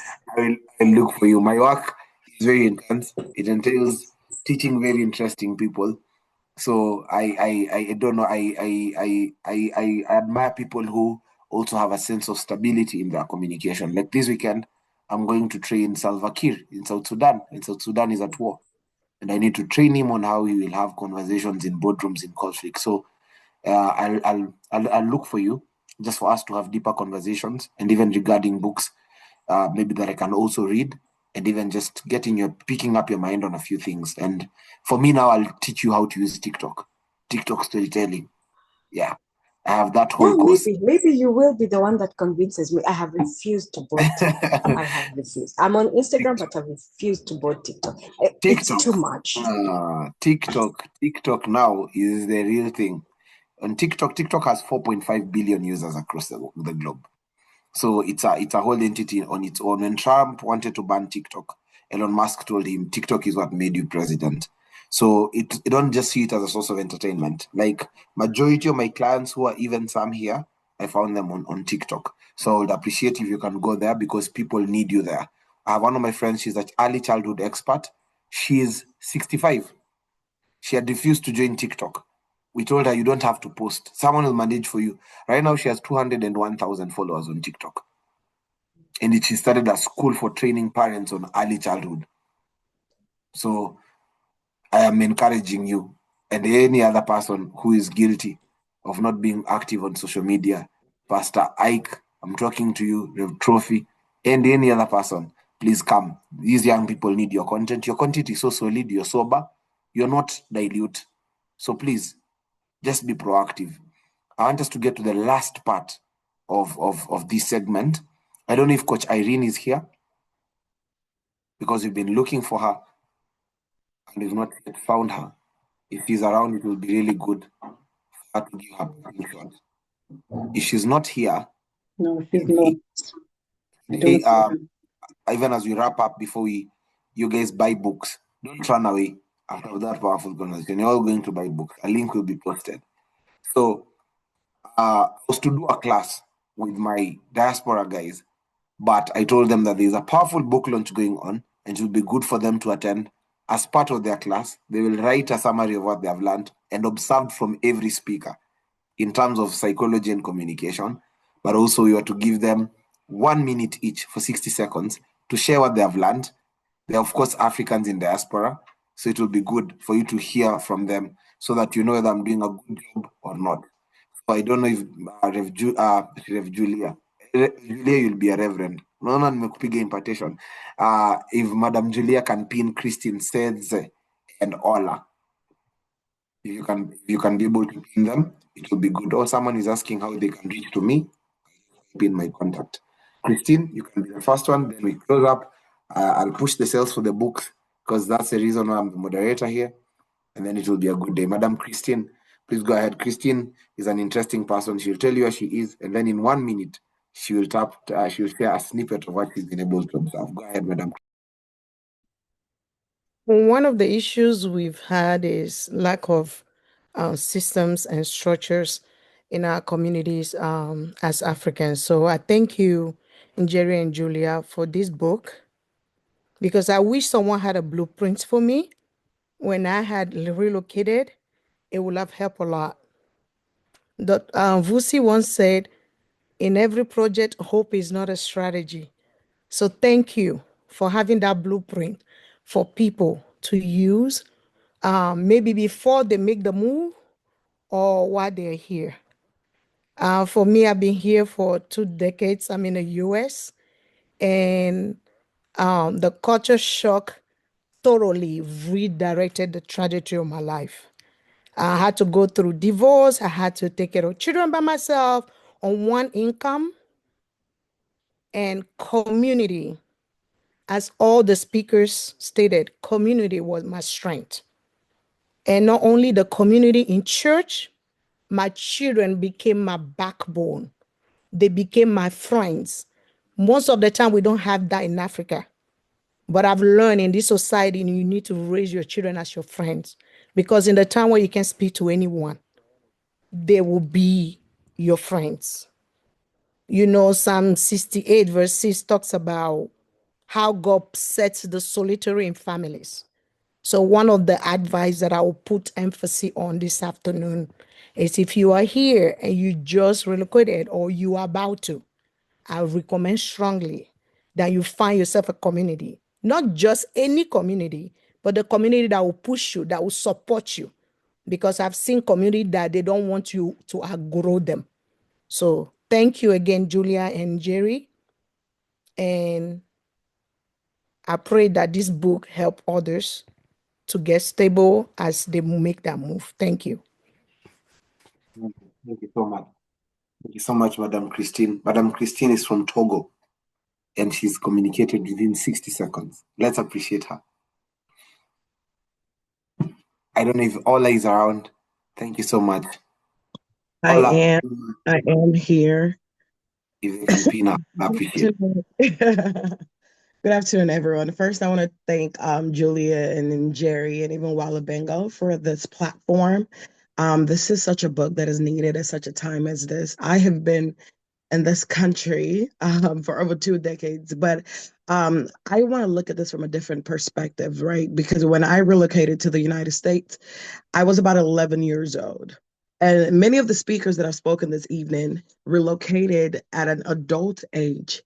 But I also want to talk about this in terms of what children go through, especially in the educational system when they move into a new country. When I moved, I had a lot of challenges because when I moved here, right, my dad just told me, go to school, stay out of trouble, don't get in trouble. But one of the challenges that I faced while I was in school is the bullying aspect.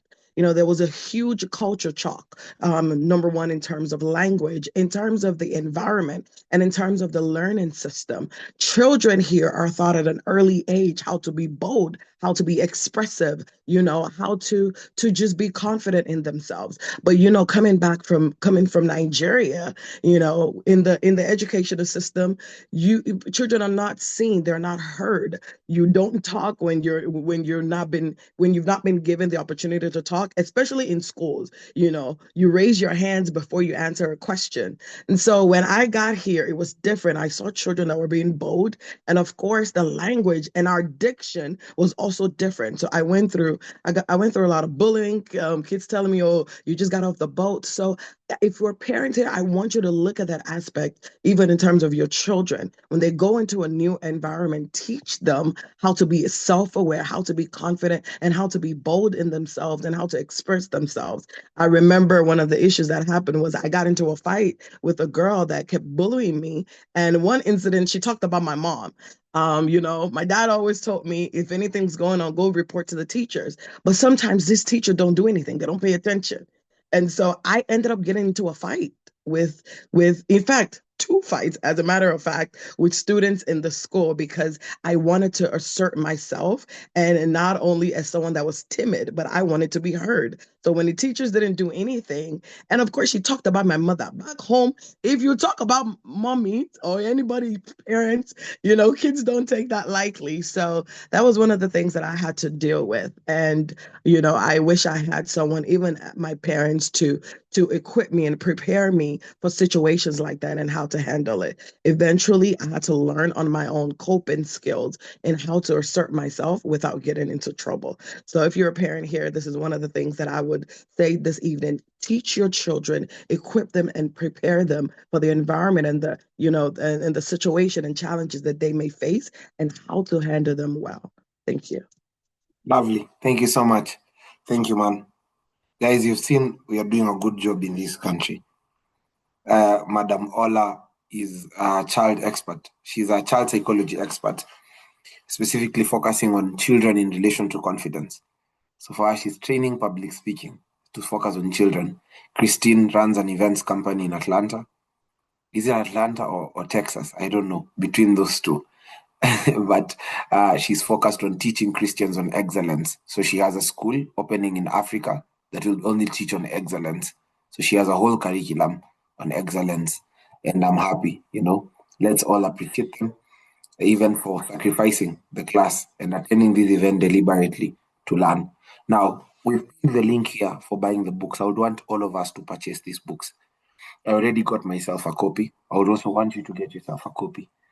And where I'll support Albany, because I run ISP Academy here in Kenya. Madam Julia, we have a huge diaspora community. So I would want us to hold another conversation like this in 3 weeks, again, with our diaspora community. We have a diaspora community of like 160 people. So I believe that you can also hold another conversation just to see how we can hold it differently. And maybe we can have this conversation in the sense of how does going to diaspora affect you in relation to business? Like a whole hour business only, a whole hour family, a whole hour emotionally, a whole hour all those things, right? So I believe like there's so much. So let's appreciate them and let's buy the book. The link has been put there. Please get yourself a copy. Get as many. Don't just get one. And then if you're in Kenya, you can find the books at Nuria stores as early as tomorrow. Make sure that you get it, and then I'm sure it will really, really, really be a blessing. Could you type a kind word? What has touched you in this event? Even before I hand over to the authors, I want you to type. Someone has said, I'll get it tomorrow. Sharon Omondi. Is Sharon Omondi my sister? You know, my sister is called Sharon Omondi. Interesting, great MC. Oh, thank you so much. Thank you, man. This is Madam Julia who made me get to these things. I was just a good speech trainer. Then all of a sudden, she started pulling me towards this other side of virtue moderating. And by the way, Madam Julia, you are the only person I moderate for in this world. I have never moderated any other thing. Thank you. All the other events, I always go and then the MC invites me. And then I'm smiling there in a humble way. I'm just like, wow, thank you. We thank the Lord. I hear those things. But here, you've brought another side of me. So I appreciate you, man. Thank you. So guys, you can invite me to moderate the event and I'll come, right? I remember so and inspired by her. So thank you so much. And I'll keep on, we'll keep on building our capacity. And I think this is the power of maintaining relationships. Like Madam Julia reached out. She came for training. And then one day in the classes, she began to mentor me. She asked me, do you sleep? How long do you sleep? How long do you rest? Have you eaten? So we paused the classes. We said, wait first. Now let's be friends. So she's one of those people who calls me randomly and asks me, have you eaten, Benny? How is life? How is organization doing? How are the structures? All those questions. So that's Madam Julia for you. So thank you so much for being intentional, even with me. I appreciate you. I'm here because I want to be here. And I love to be here, Many a times when people reach out, I'm always like, okay, so what do they want? But here, I'm just happy. I've enjoyed, actually. I was so tired. In fact, tomorrow is my day for sleep. So I'm doing what you told me to do. So tomorrow I'm sleeping the whole day. But this was the last thing I wanted to do. And thank you so much. I've enjoyed Madam Njeri. I've never met you, but I appreciate you also. You look so beautiful. When I was in high school, I used to tell God to give me a girl who has an afro like yours. So there was an advert for Always pads that used to come, and there were girls who had an afro. So the whole school would call me when that advert comes. So I'm happy. And then later I came to discover that afro is fake. But I'm seeing you've just encouraged and revamped those dreams. The fact that you have a very nice afro and you're so calm. God bless you. Guys, thank you so much. Feel free to reach out. If in case you'll ever need public speaking, we just come, we laugh for 30 minutes. I train you, we do storytelling. Madam Christine will tell you the classes are really interesting. And you can find me on Walubengo, on Instagram, Facebook, TikTok, everywhere. And especially bring all types of people, your children, your employees, every person, bring them. We'll work with them. As you can see the books behind me, I have read all of them for your sake. So please give me ROI for buying all those books by reaching out. God bless you. And you'll allow me to say a prayer for the book, even as I hand over to Madam Julia and Madam Njeri. God has blessed me, Madam Julia. I've been able to sell 15,000 copies of my book. So I want to release that grace. Sasa sahi nimeswitch, nimekuwa apostle. Now I'm speaking as the apostle of my generation. So I'll just pray for the book. Apart from moderating, Henry has stolen the book, man. Now I just want us to pray for the book, that this book will reach as many people, and it will be able to help people to heal. That people will not divorce because they read this book. Families will be reconciled because they read this book. So let's pray. Father, thank you so much. The Bible says in Isaiah 60 verse 1, arise and shine, for your light has come. Gentiles shall come to your light and kings shall come to your brightness. I pray that Gentiles shall read this book. People who don't even know anything about God, but through this book, they'll have a relationship with God. Kings shall get this book. I pray that this book will be used as a manual in African countries to prepare Africans to take over the world. That this book will prepare that Joseph to go to Egypt. This book will prepare Daniel to go to Babylon. This book will prepare David to go to the palace. It will prepare Moses to stand before the king. That this book will birth other curriculums and other books. Thank you, Father, for Madam Julia. Thank you for Madam Njeri. I pray that you're now going to add even more knowledge, the ability to write. The Bible says you give us the tongue of the learned in Isaiah 50 verse 4. Give them the tongue of the learned. And I pray that let this book stir something in them to even take it further as a conversation. May this book now be a curriculum and a coaching session, even for how to prepare yourself to go to diaspora, how you'll be effective, and how you'll be influential. In Jesus' name I pray. Amen. God bless you, Madam Julia. Over to you. Bye-bye. Thank you. Thank you so much, Benny, for your amazing moderation. We truly do appreciate you. Thank you for making the time in your busy schedule. Thank you to Christine and to Ola for agreeing to sacrifice and to be part of the class. We are grateful to have also had you in this conversation. I'd like to also just thank keynote speaker, Roslyn. Thank you so much for your love. Thank you for your support. And for an amazing keynote address that we'll take with us even as we leave this conversation. Thank you to the panelists. Thank you, Rev Trufi, my sister from Desta. Thank you. And here in Geneva, thank you, Reverend Ike, for sharing with so much wisdom, and your lovely wife, Sister Chichi, who is here as well. Thank you to my sister, Dr. Elizabeth Wamera, who is here. Thank you so much for all of you sharing. Moffat, thank you so much for being here, for sharing authentically. Coach Irene couldn't make it, but we thank God for her and for her role in pushing us to come to this place of writing this book. I also appreciate Njeri, who agreed to, collaborate. When I reached out to her, she didn't think, this girl is strange. But yes, we didn't know each other, but God connected us in the heart and through TKC. And so I'm really grateful to all of you for making the time to be here. I saw Eva here, Eva Abel. Thank you for coming. Thank you for also your contribution to the book, Pastor Cynthia as well, and so many others.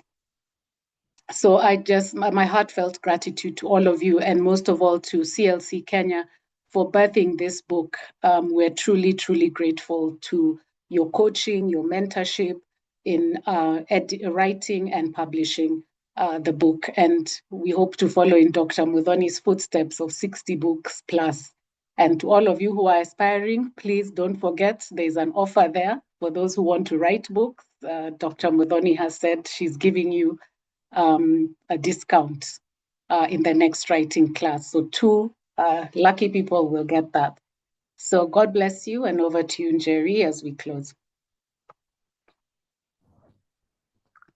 Ladies and gentlemen, you have really made us smile. You have really warmed our hearts. You have really enriched us. You have spurred us. You have enabled us to reflect. You've given us such rich company.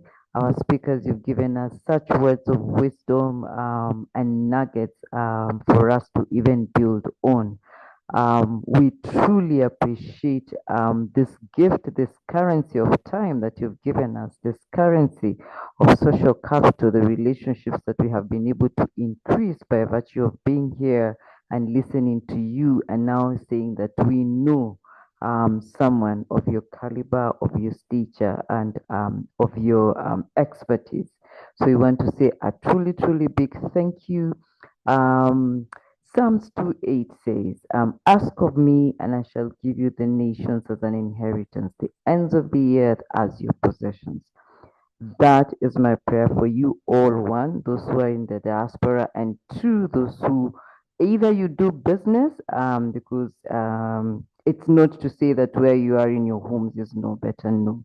But for as long as you do business with the ends of the earth, for as long as you have connections, networks, for as long as you have opportunities to step, just like Joshua was told, wherever your feet step, that territory you possess. And with everything that you've learned, remember you're possessing it first in prayer because the Lord has instructed you.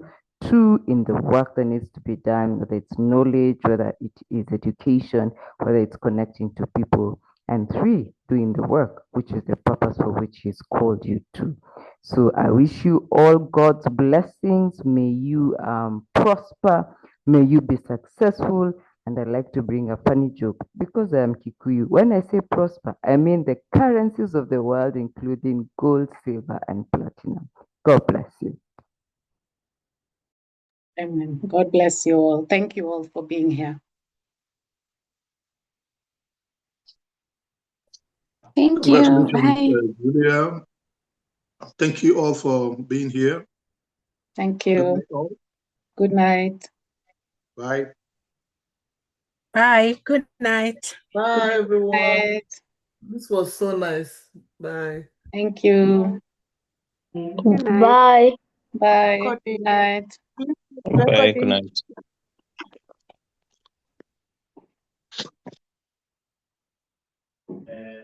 Bye, everyone. That was lovely. Thank you, Irene. Thank you. Good night. Good night.